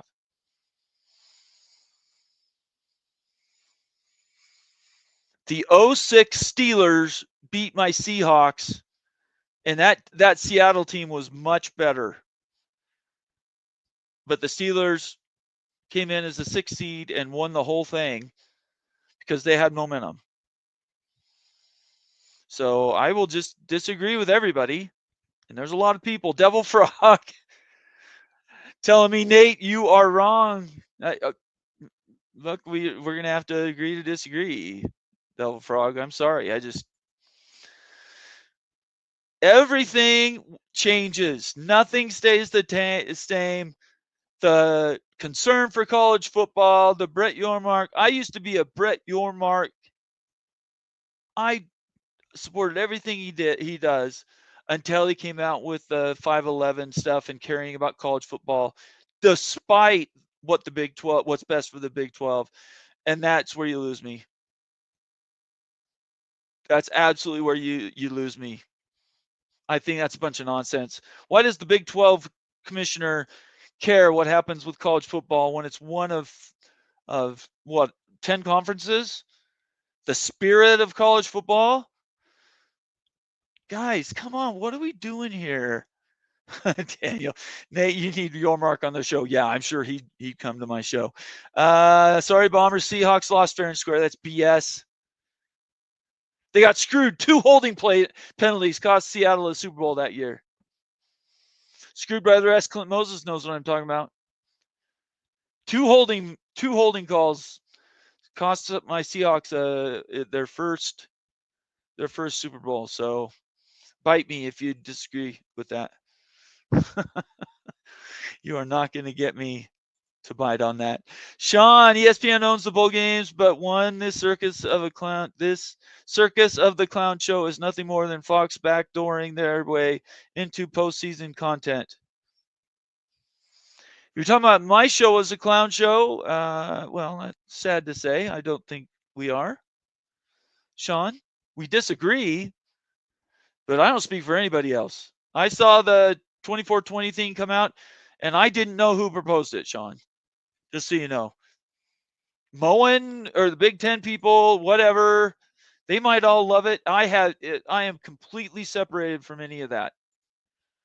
My opinion is not based on anything else than BYU winning a national championship, or at least competing for it. That's all I care about. It has nothing to do with that other stuff's white noise, red herring, gaslighting. I don't care about a 7-5 team making an extended playoff. Nope. Ed Cook, good to see you, Ed. I think I've seen you before. If you're new to the channel, make sure you subscribe. Give me a thumbs up or question. New comments, I like though. The larger the field, the less necessary AQs are, in my opinion. I agree. The committee isn't the devil, in my opinion. I don't know about that. Very few questionable picks since the CFP started. BYU got screwed last year, and I will go to my grave thinking that. Most egregious was probably TCU in 2014. There's all kinds of arguments. Oklahoma State has a good argument in the recent past. You want to break the internet right now? Everybody want me to break the internet this second? I'm not sure anybody is ready for this. If you expand the playoff, let's see how much time I got. I'm going to go overtime on this just because it's a topic that I've been sitting on for a very long time, and Ed just gave me a lead in, so I'm going to take it. Let me move that so we get that out. Oh, Sean says Fox is the clown show. Thank you, Sean. I appreciate you. And I just forgot what I was going to say. Oh, damn it, Nathan. What did you just do? What was I just talking about, everybody? That was perfect. I wish I could rewind and see what I was just talking about. Somebody remind me what I was just saying. What was my last sentence? It's really good because I've been sitting on it. Somebody remind me what I just said before I lost my mind. No, not Michigan cheating, although that's not good either. Charles Parker, welcome to the channel. Good to see you. Make sure you subscribe, give us a like or whatever. Everything we do here, I hope you appreciate. And consider becoming a new member of the College Football Mafia family. Just hit the join button on the main YouTube page and become a new member. Charles Parker, Michigan obviously cheated and got away with it. Damn straight. Is the NCAA fixable at this point? No. I want to get rid of the NCAA. Or not get rid of it, just I don't care about the NCAA. And no antitrust exemption for the NCAA. They don't know what they're doing. And player benefits should stay where they are. Blah, blah, blah, blah, blah, blah. Let's see here. OK State got screwed. I'm trying to... This is pissing me off because I was sitting on this for so long. And I was keyed in. Just give me 1 second here. Maybe I can scroll back. Whose comment did I have up when I lost my mind? Did somebody remind me? Devil Frog. Sean. Really good comments tonight, guys. Summit Hawk. Fergie. Fergie popped in and I missed him. Timothy Green, good to see you, Timothy. Play Bomber, everything's going to be okay, my friend. Thank you. I appreciate you, Timothy. No, these are good things. That I was gonna blow up the internet. That is so anticlimactic, Sean. I know. It's so funny. I can't believe I just did that to you all. I am so sorry. Ed Cook. OK State got screwed by BCS, not the CFP committee. That's true. I mean, all of it, it doesn't matter. Teams are getting screwed regardless. And I want more teams participating. That's all I'm saying. So I'm going back here to see if I can find the comment. It was a comment that keyed into something that I've been sitting on for a long time. You guys would find it interesting if I could find it again. Oh my gosh, I do this sometimes, everybody. If you know me, you know this is something I do every once in a while. I'm not going to find it. There's so many good comments here. Over 1,000 comments tonight, you guys. You're fantastic. I appreciate joining. Somebody call me right now. 801-899-6203. Maybe I'll remember it again. 801-899-6203. Call me. And while I'm waiting for your call, I'm scanning through. See, Clint Moses said screwed by the refs. We're talking about the Seahawks. I think it was before that, unfortunately. Thought it was right after Ryan Willie's thing, but that makes me so mad. It had something to do with the playoff. I honestly cannot remember what it was. This is bad TV. I recognize that. This isn't normally how you should do a show. I've totally spaced that. Ed Cook. Summit Hawk says it was Ed Cook. All right, so be patient with me. Ed Cook. Let's see here. Thank you, Summit Hawk. I was not talking about that at all. Utah is going to be good this year. Dominant's not the word I would use. Good to have you here, Steele. I appreciate you. So it came after. This is what pisses me off because now I'm going to forget. Yeah, if I don't find it, then it's going to eat at me. And I'm going to want to do like a instant react show or something so that I can. I cannot believe I did this. Oh my hell, this really pisses me off. Ed Cook, if you're watching, what were some of the comments you gave me? I was just reading your comment. Let's see. Oh, maybe is it this one? The larger the field, the less necessary AQs are, in my opinion. The committee isn't the devil. Very few questionable picks. No, that wasn't it. That was a good comment though.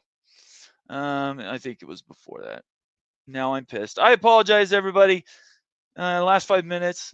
I hope you have fun with me. Let's see if there's any other comments before we shut this thing down. Texas Tech got screwed in 08.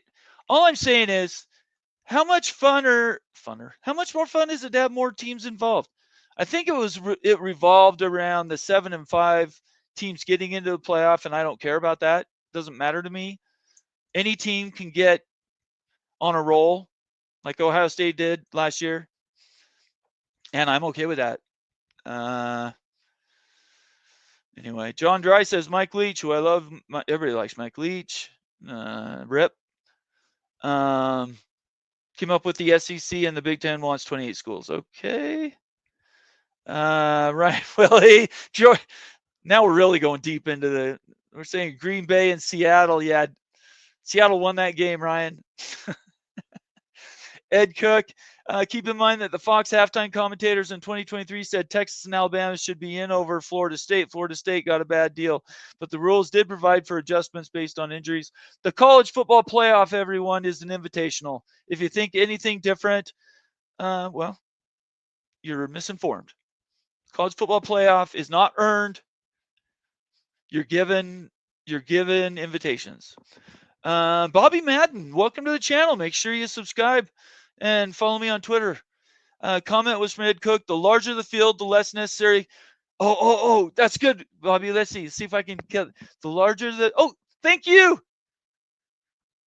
We don't need any more realignment. Bobby Madden gets a star for queuing on. Realignments could stop if you expand the playoff.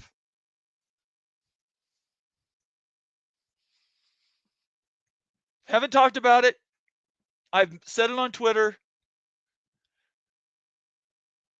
This is funny, Bobby. Bobby says, got me going. Yeah, I am passionate about this. I am absolutely passionate. You don't need any more realignment if you open up the college football playoff. Now, you might like that or not like it. If you're a Florida State, Miami, or Clemson fan, you don't want to hear that at all, right? You want the invite to the Big Ten or the SEC. Who doesn't? But now with all the advantages they put into the ACC deal, if they open up the playoff, you don't need realignment.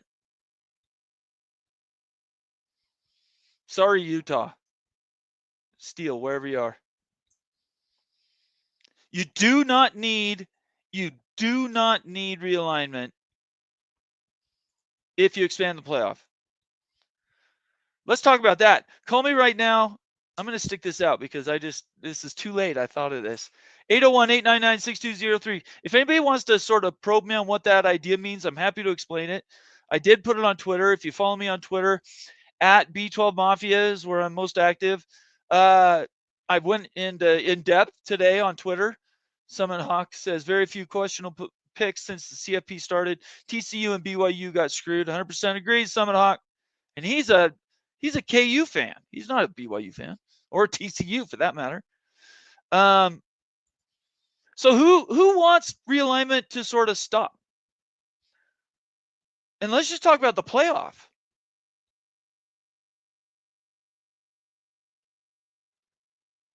Wouldn't that be, I mean, let's quit talking realignment. And this is a realignment channel. The College Football Mafia channel is based on realignment. It's based on the college football playoff. It's based about talking about the business of college football. And yet here I'm saying something that would undercut our own brand here. Realignment. I'm going to change this really quick. Give me one second. Let's talk.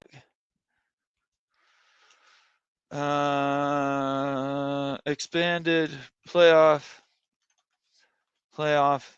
means no more realignment. Okay, I am dead serious about this.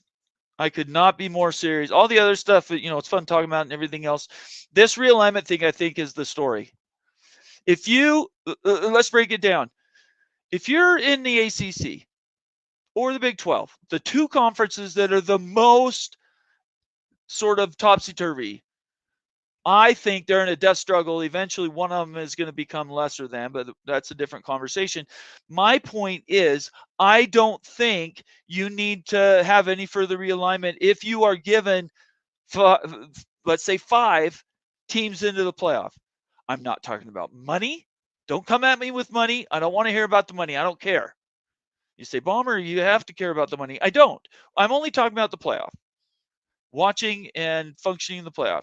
If the Big 12 got 5 teams in last year, I think, depending on who they play and who they're matched up with, one of those teams, and you sort of, I don't know what you do with the first round buys. Fine, leave them in, whatever. I think 1 or 2 of those teams in the Big 12 could have gotten on a roll. I know BYU could have. Their defense was good enough, and their offense was just good enough. Jake Retzlaff, good look at Tulane, but middling QB stats, which is why I'm so high on them this year. I think they got a chance. Anyway, 5 teams from the 5 teams, 7 teams. If they get in the playoff, if the playoff's 24, 28 teams, all it takes is one of those teams to get on a roll to get you to the semifinal or the final. Do they win the national championship? I'm not saying that. That is not the argument I'm making at all. What I'm saying is, if they got on a roll, the chance that they are able to do something with that, I think is extremely high. And I just gave the example. The Steelers in 06. They were the 6th seed and they won the Super Bowl.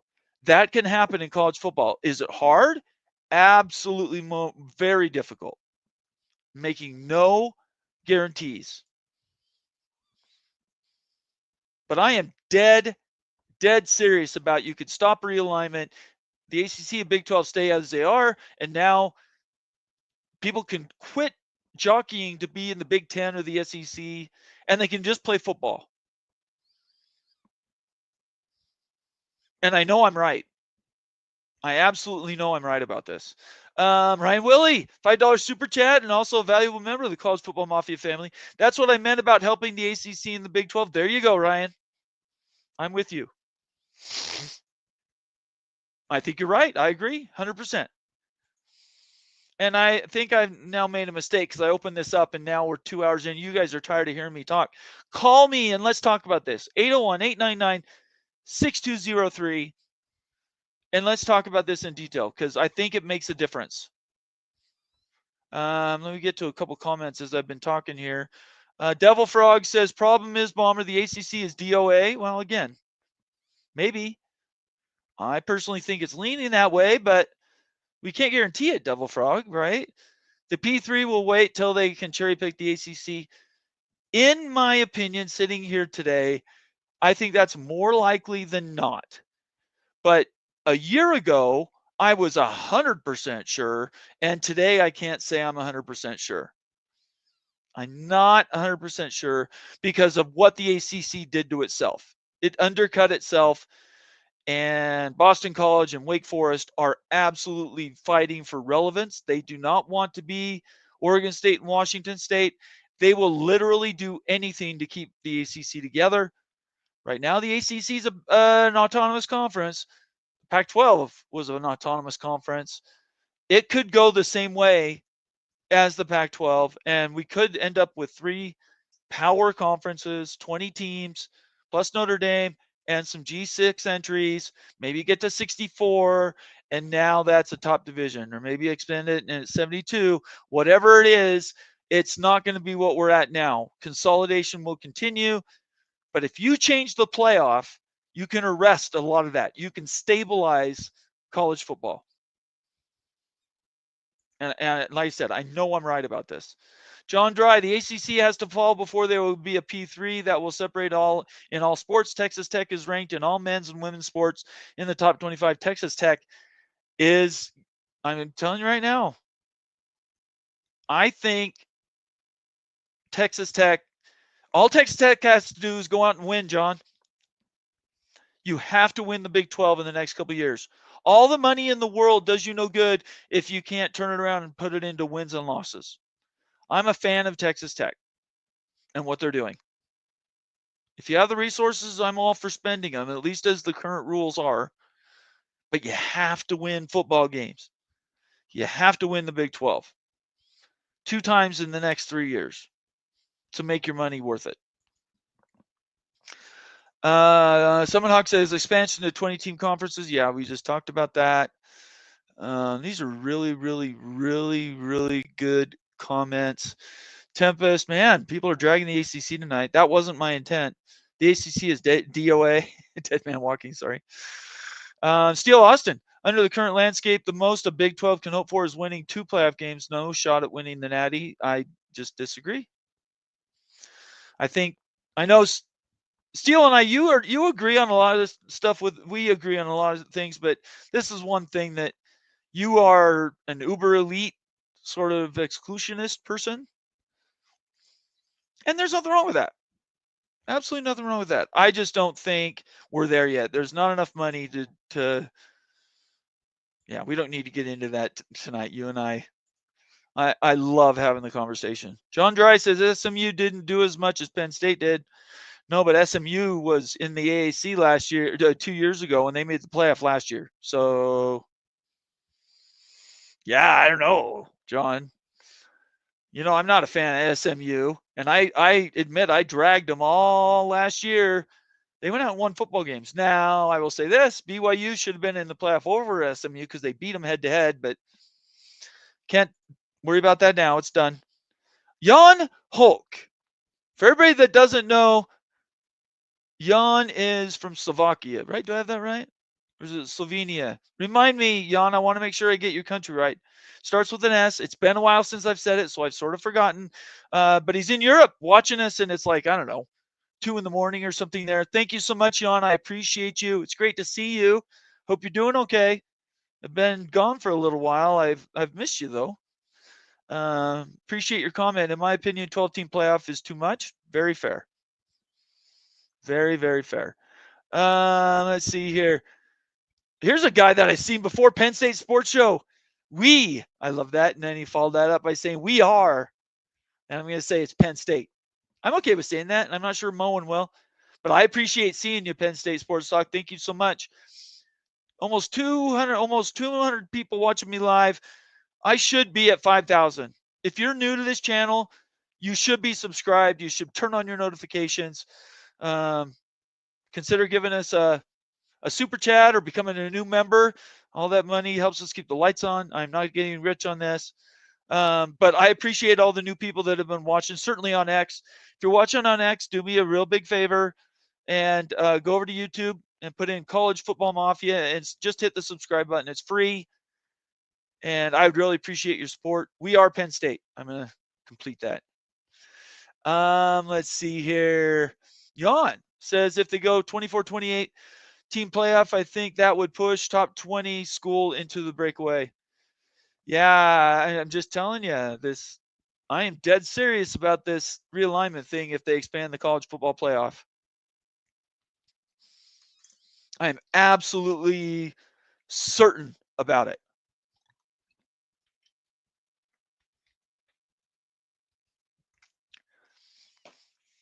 Realignment will slow down, if not stop, for the foreseeable future if you expand the playoff.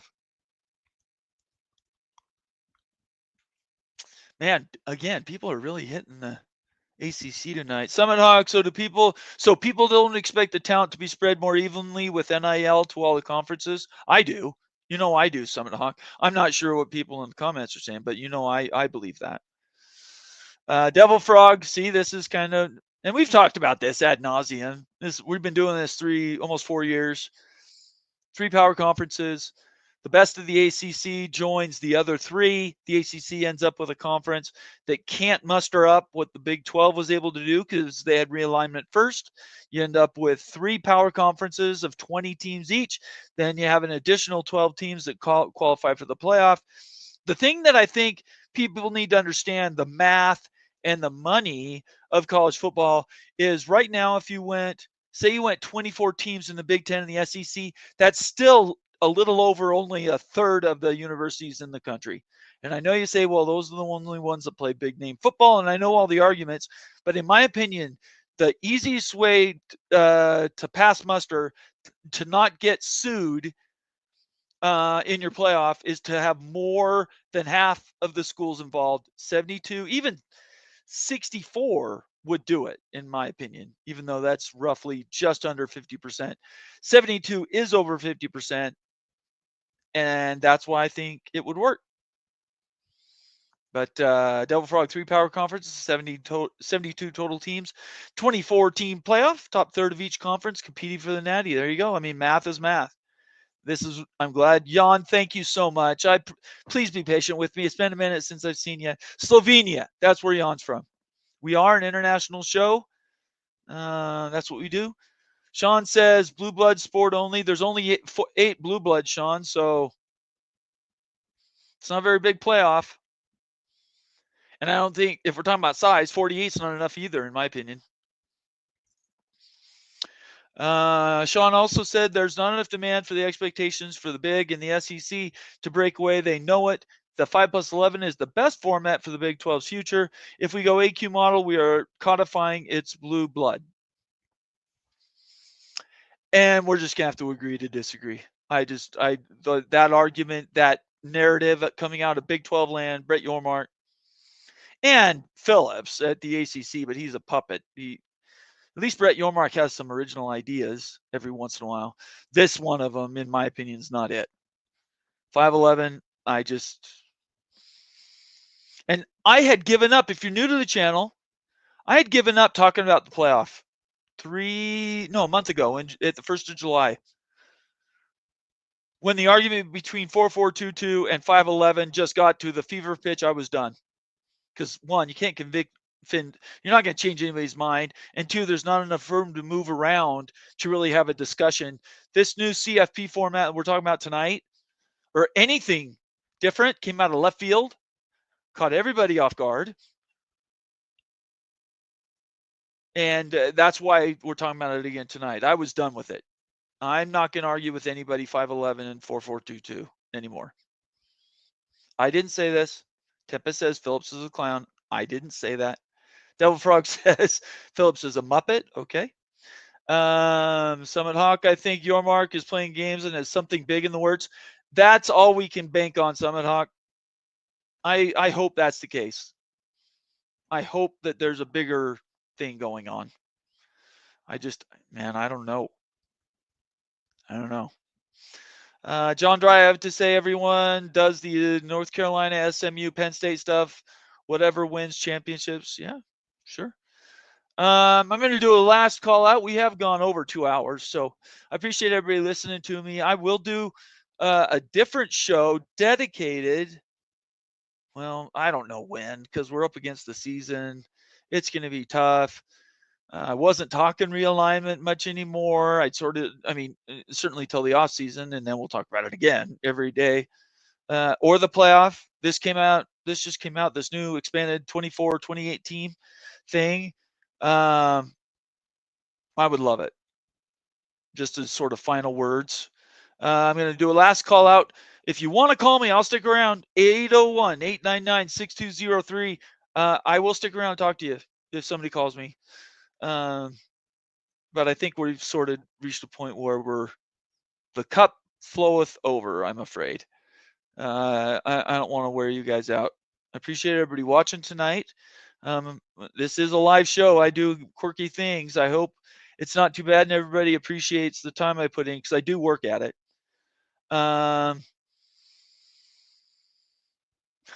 John Dry. North Carolina played people to take tests for the players. That's true, they did. And that was cheating, and yet what the hell? AAU athletes, my ass. Well, yeah, don't get me going. AAU, I'm not going to have that conversation with anybody anymore. It is what it is. If it's a measurement for the Big Ten, it is. If it isn't, it isn't. I don't know. Devil Frog, thank you, Devil Frog. I appreciate you, brother. Best damn live show, infotainment. Thank you. I hope it's informative. I do stay educated. I know what I'm talking about. I don't follow the trends. I'm not a lemming. I'm usually always going to be the contrarian. If you're new to the channel, make sure you subscribe. Follow me on Twitter. Let's get rid of this.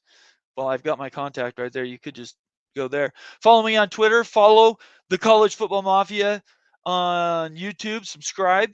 Consider becoming a new member. We do have 5 new members tonight. That would be Ryan Willie, the great Wisconsin Badger, and I appreciate you, Ryan. Thank you so much for gifting those memberships. If you're new to the channel, do make sure you subscribe. And I think I just said that. I'm getting a little bit tired, I guess. Tomorrow night is the ACC breakdown. We are going to do 2025 ACC with Vince Knoll for Florida State and Rock and Rant for Miami. 2 of the best brands in the ACC. They will be here, and we'll talk about preview for this season. And then Wednesday night, we will be doing the Big 12. I know we have a lot of Big 12 people watching.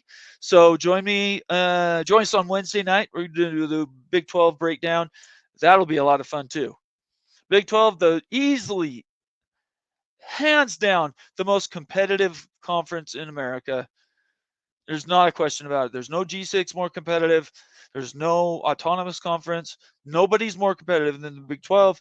Anywhere from 1 to 9 or 10 could win the championship every single year.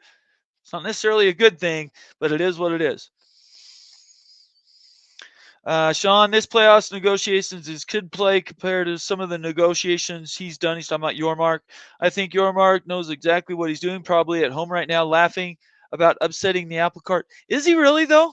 Isn't he just following along, actually? He's not breaking new ground, Sean. He's the mouthpiece for Greg Sankey. Isn't, in this argument of larger college football, isn't the Big Ten the outlier?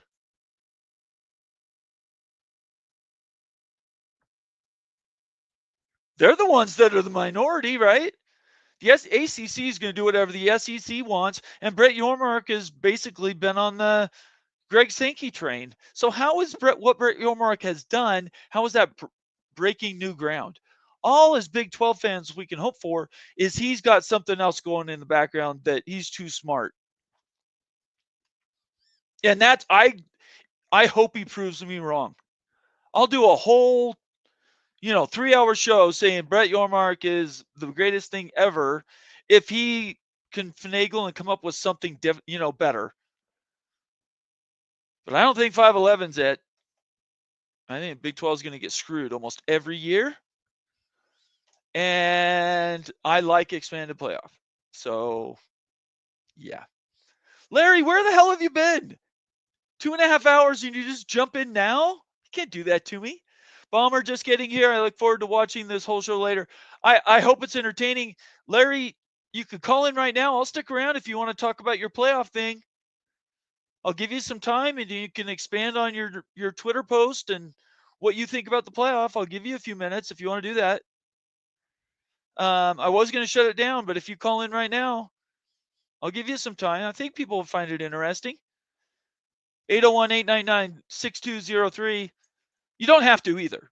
I'm just saying that would be cool if you did. Daniel Gygax, 40 subs from 5,000. Keep circulating those tapes. That's funny. Oops, wrong show. I've got a bunch of new people watching tonight, and please subscribe. I'm looking for subscribers. You don't have to pay me. Just subscribe. It's free. All these people watching on YouTube, you got to subscribe. Help a brother out. All right. I think that's it. Larry hasn't called in. Tell you what, Larry, I'll give you 90 seconds if you want to call in. Larry the GM on Twitter. If you follow me on Twitter, at B12 Mafia, you will see Larry's, I've forwarded and retweeted his college football playoff idea. It's expansive. It's complicated. I don't think we need to be as complicated. That's my opinion. But Larry has math to back up his opinion, and I think there's merit to some of the stuff he's said. Daniel Gygax says we'll do a dance off the next show if we get to 5,000. I don't know about that, but we'll certainly be very grateful for everybody helping us get there. Tempest says I'll give you 2 more subs, Bomber, but it's my gaming and travel channels. I don't care. Anybody can follow me and subscribe on YouTube. I'll take anything I can get. All right, somebody's calling in. Here we go. Call from Larry the GM. All right, there you are. Could you show up any later? I'm sorry I'm late. That's okay. But we had some family stuff.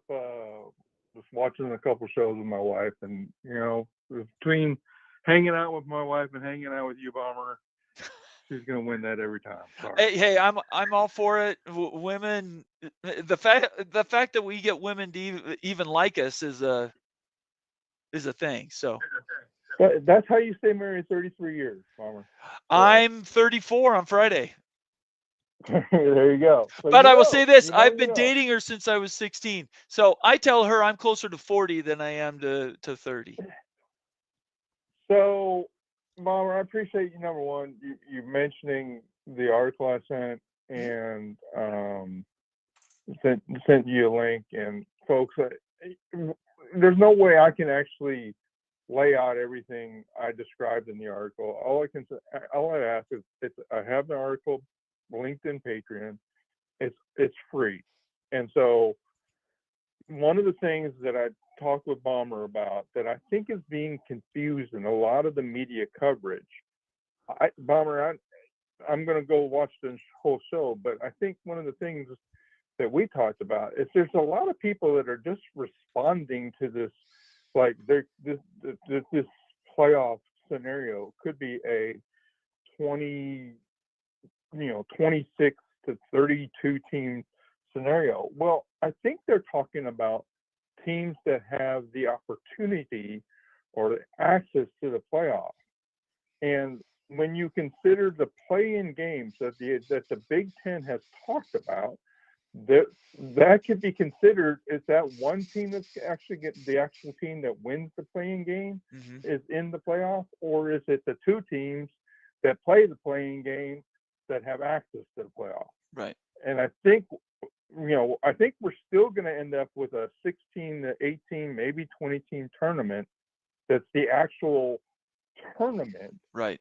But what we're going to have is play-in games that occur on conference championship weekend that look a lot like we think about the NCAA basketball tournament, right? Right. The NCAA basketball tournament has these tournaments that lead to a team getting into the tournament, and then other teams get in by other paths. Yes. So I think when you listen to what the SEC and the Big Ten are talking about, they want to take power away from the committee, and the way they're talking about doing that is through these playing games that lead to automatic slots in the playoff, and therefore, you know, if they can create a playoff that's an 18 play, and what I showed in the article is an 18-team playoff where 16 of the teams are basically slotted in by they win it down the field, and that's, you know, people say, hey, we want teams to earn on the field. Yeah. Well, I showed people how that could happen, where basically everybody earns it on the field, except maybe you end up with a couple at-large bids that, you know, you give Notre Dame an opportunity to get in, and then maybe one team beyond that. So,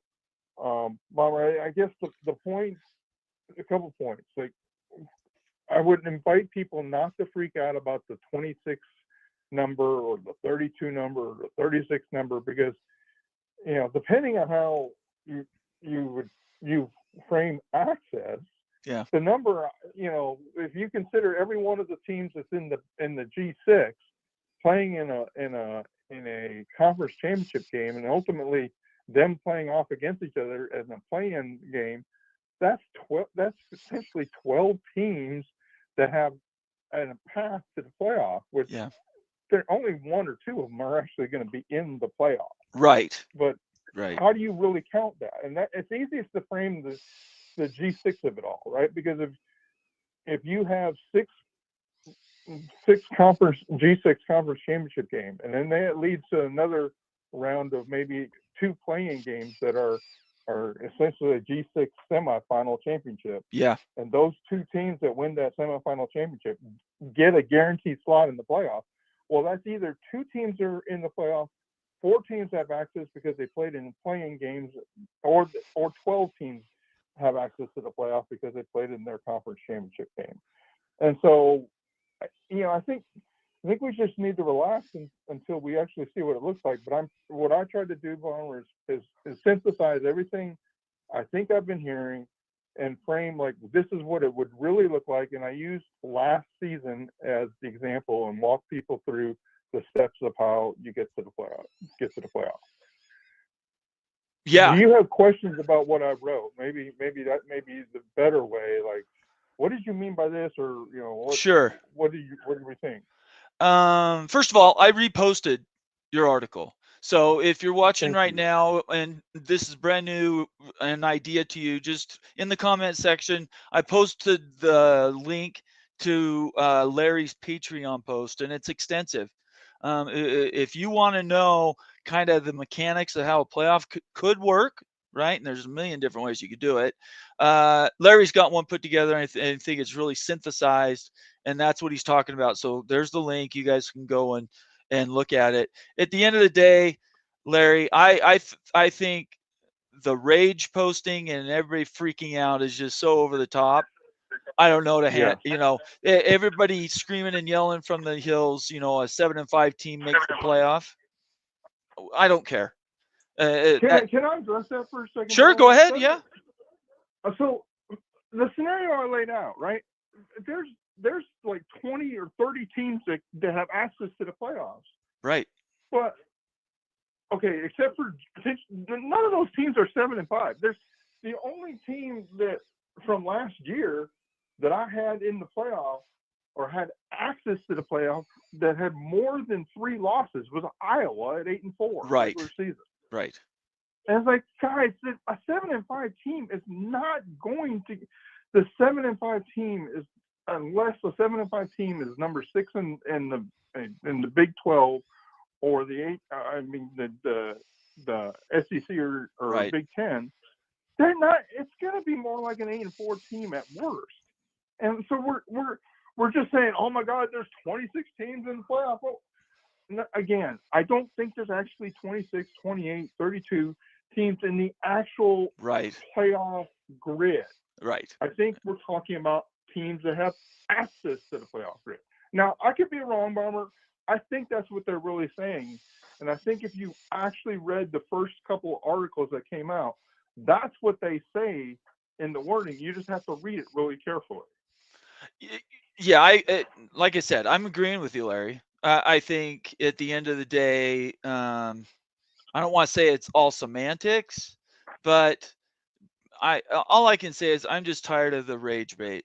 I'm I so see. tired of everybody overreacting to every single idea that comes out. And I'm all for playing games. I love that idea. It gets more money to schools, more money on campus if you're a home team. I mean, there's all kinds of things that are thinking outside the box. Just saying we don't want to be considered 71% of 100% because we get 2 less AQ spots. None of that. I don't care. They're already getting the ACC and the Big 12, for instance, are already getting undercut. So why all of a sudden do they think that respect is going to come out the back door? I don't see that coming at all, unless the ACC in the next 5 years maybe wins 2 championships. The same with the Big 12. I don't know that.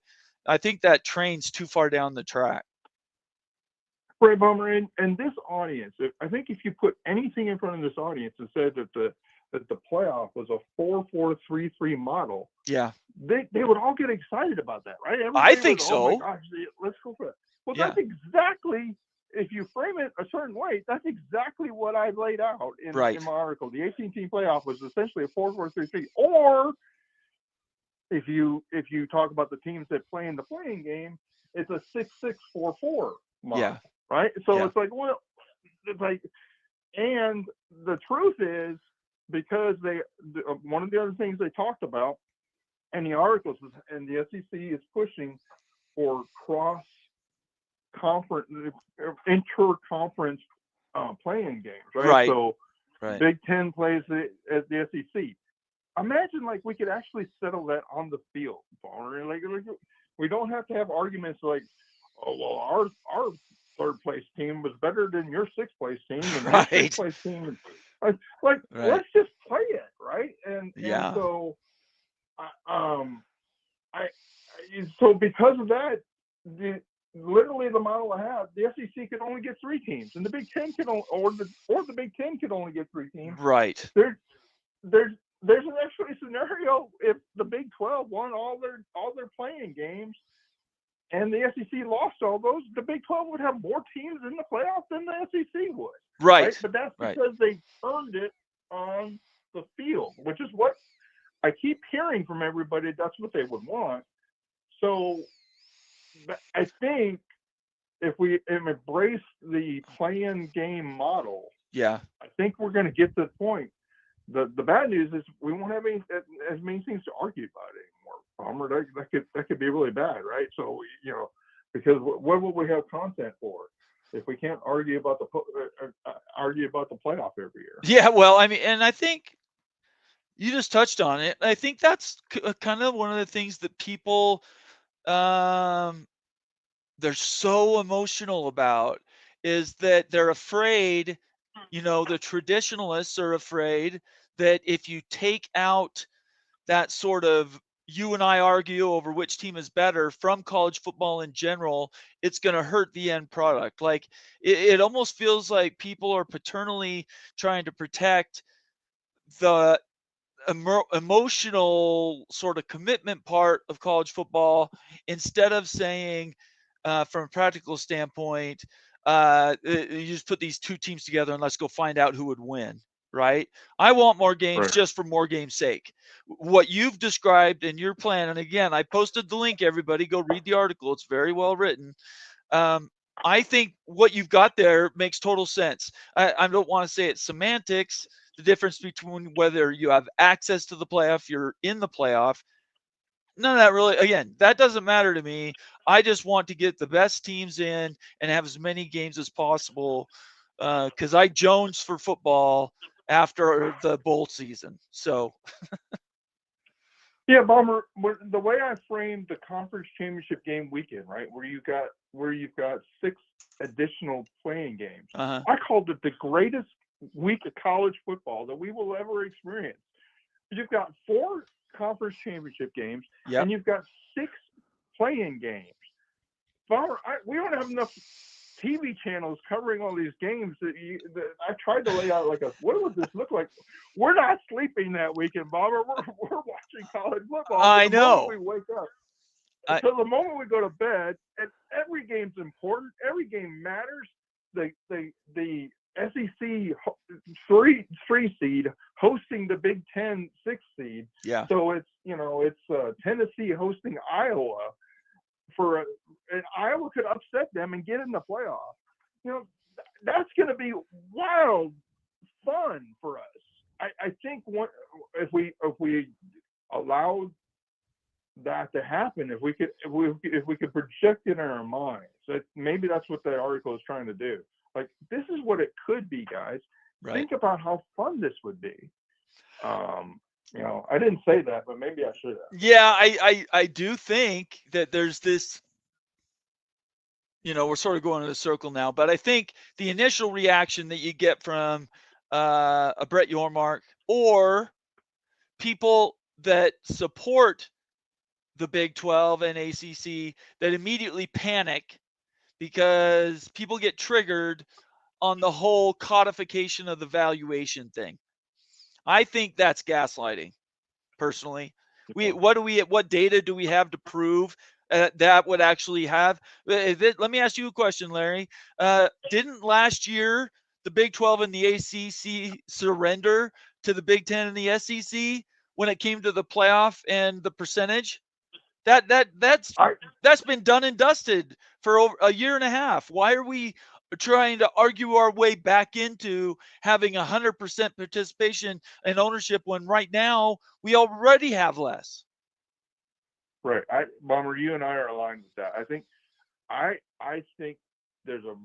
someday I'll write about this, but I think there's a radically different approach that Big 12 and ACC fans should take, and G5, G6 conference teams should take of their view about college sports and mainly college football. But Bomber, I think we are headed to a philosophical moment where we're going to have to say, what are we trying to do in college sports? Yeah. Because I think we somewhat have lost that narrative, because I think college football is at a semi-pro state, and the rest of college basketball is in a semi-pro state, and all the rest of the sports are more traditionally what college athletics was supposed to be all about. Right. And I know almost nobody that really is happy that college sports is kind of in the semi-pro state, but legally you can't have a billions of dollars industry and not pay the people that are actually the labor for that industry anything, right? So yeah. I understand why we are where we are, but I think there's something that I'm concerned that college sports is leading to their own destruction with this semi-pro model, because, and I know people say they'll never do it, but the NFL literally could be a loss leader and pay $300-400 million. If every team is paying $10 to $20 million in the NFL to fund a development league, that's pennies on the dollar for those NFL franchises, and literally could fund the league. And if the NFL actually got serious about doing that, and it could really be a challenge. And I think that's where this dance of postseason timing is a challenge, and that's why I don't think the 16-team model works, because they're not going to be able to schedule 8 games on a weekend, because they're going to be bumping against the NFL in the late weeks of the NFL. So yeah.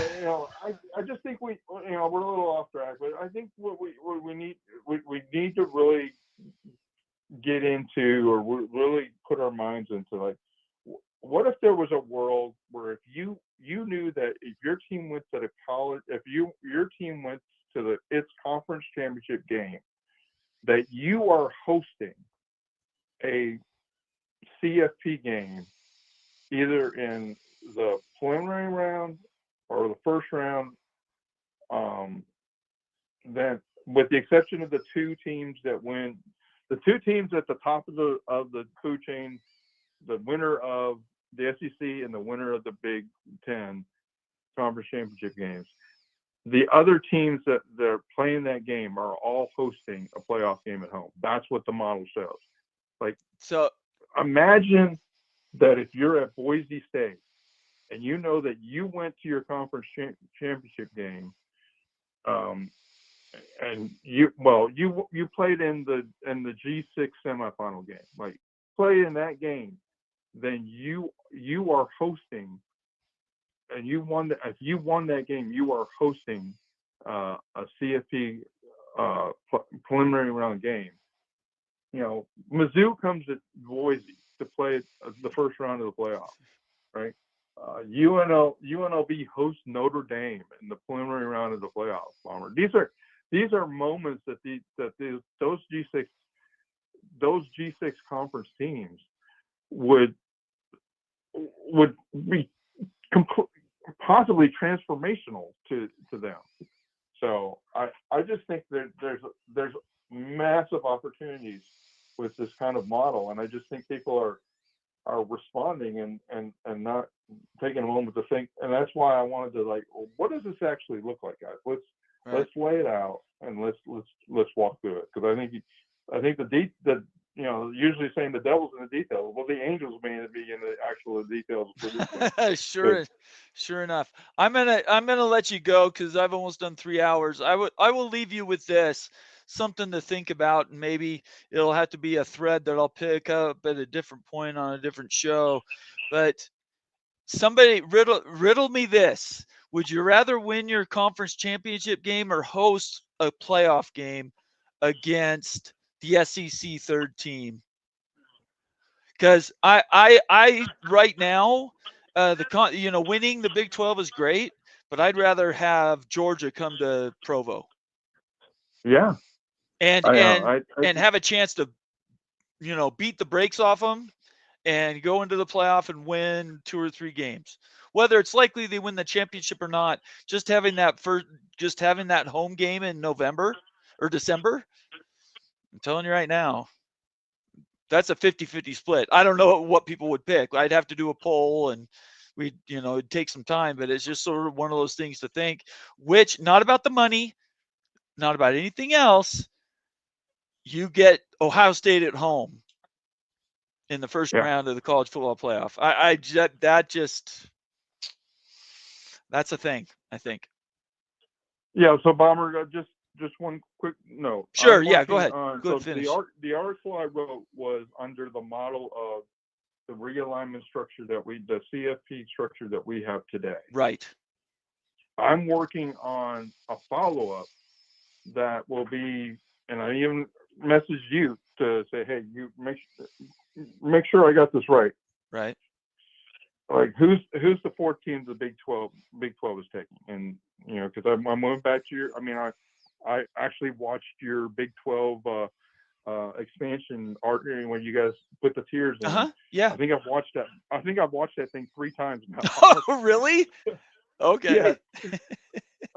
Because I was like, wait a minute, no, I don't think it's not Miami, so they're not in there, right? So, right. So I'm working on what the future playoff looks like and what I project the realignment structure is going to be. Because just a side note, the ACC it becomes a G7, and the SEC is the 7th G conference, right? Okay. So what does that look like? So I'm working on that, and I call it the post-ACC implosion playoff. Right? Hey, I tell you what, that's going to drive impact. You're going to have a lot of people interfacing on that. A lot of feedback. People are passionate about it. we keep talking about this playoff model and Bomber. It may not even happen until after the ACC implodes, right? So wait a minute, we Sure. really should be projecting what does that look like? Yeah, no, totally fair. I agree. You bring up some really good points. All right, buddy. I gotta go though. Sure. Thank you for signing Thanks. on. I hope again everybody go. I'll post the link again. Go to this article. It's extremely well written.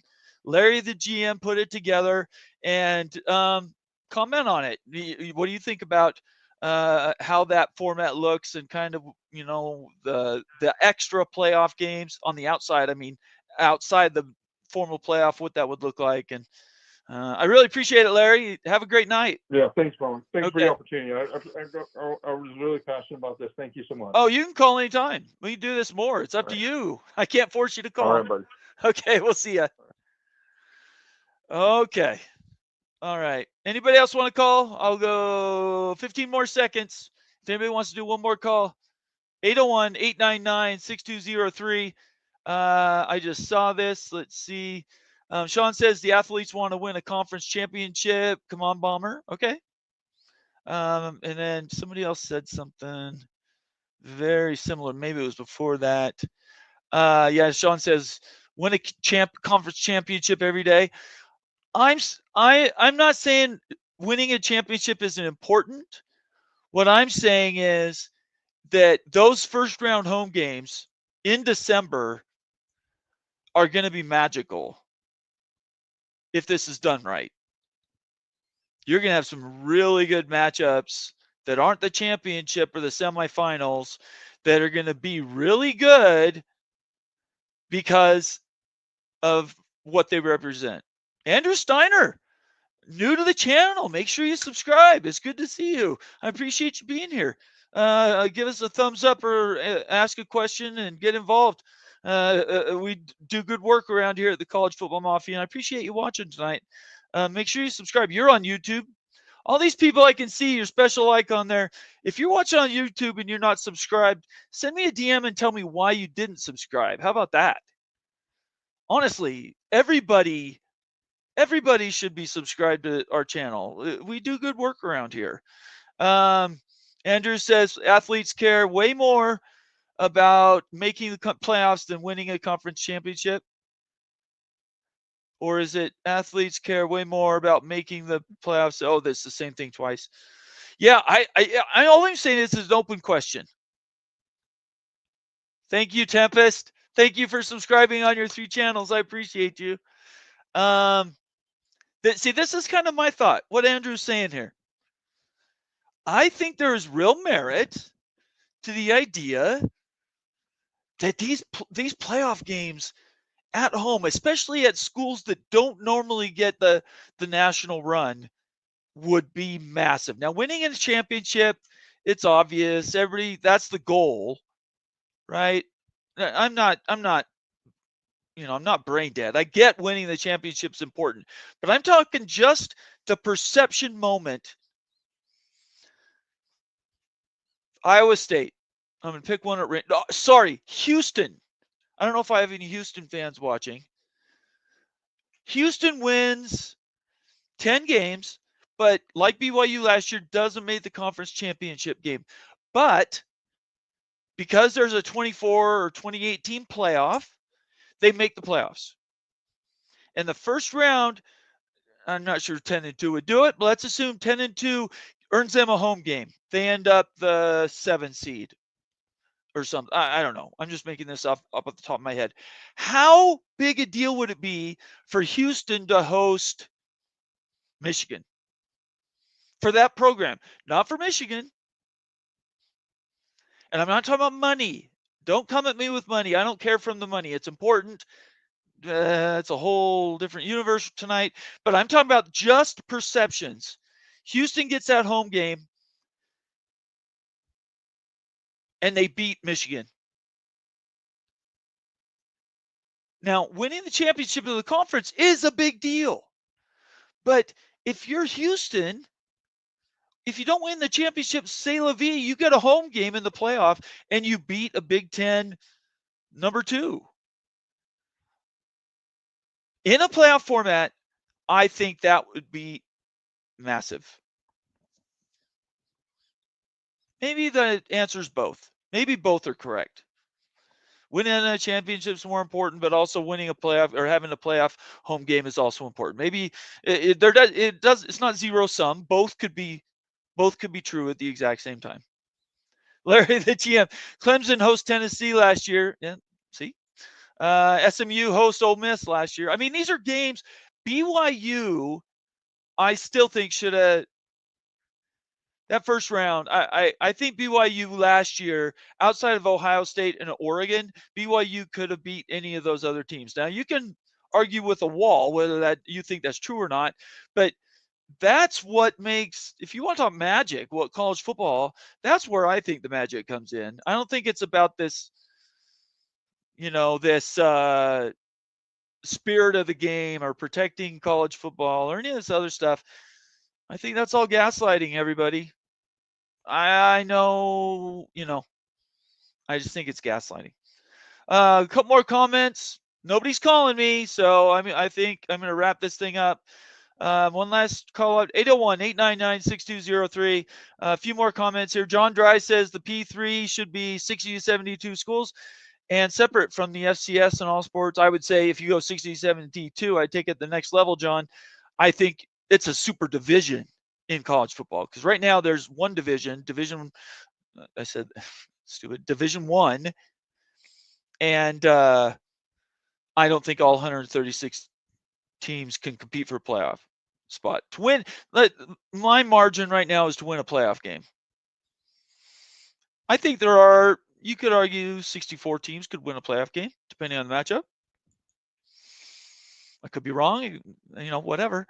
Tempest, okay, Bomber, I gave you 2 more subs and 2 more channels. Thank you so much, Tempest, for all your subscribers.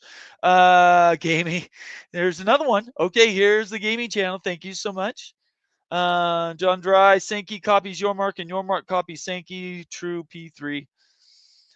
Yeah, I don't know who's the puppet master there. I honestly think it has to be Sankey, right? But he and Brett Yormark have a DM group. They are in a super group, just those 2 guys. Phillips is on read only. He can't contribute. It's just Brett Yormark and Greg Sankey talking strategy. Oh my gosh. This is fun stuff. My wife's going to yell at me. I apologize. Quick programming note. Thanks for watching tonight. If you're watching on X, and I know there's a bunch of you, go to YouTube, College Football Mafia, subscribe. Consider becoming a new member. We do good stuff. Tomorrow is the ACC breakdown. Should be a lot of fun. Wednesday night will be the Big 12 breakdown. Those shows aren't going to go near as long as I did tonight, but those shows should be good if you're fans of Big 12 or ACC or even college football. We do good stuff around here. If you don't believe me, ask people in the chat.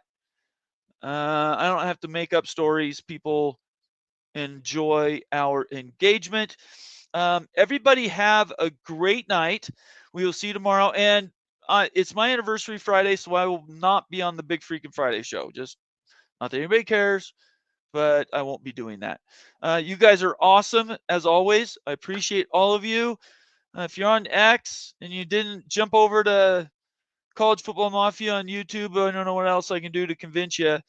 But please subscribe, everybody. We do work hard around here. I don't care about my time so much, but my team's fantastic. So I appreciate you watching. Everybody stay out of trouble. If you've been drinking, do not drive. And if you have somebody pop in your head just out of the blue and you're like, well, I haven't talked to that person in a New York minute, send them a text or call them.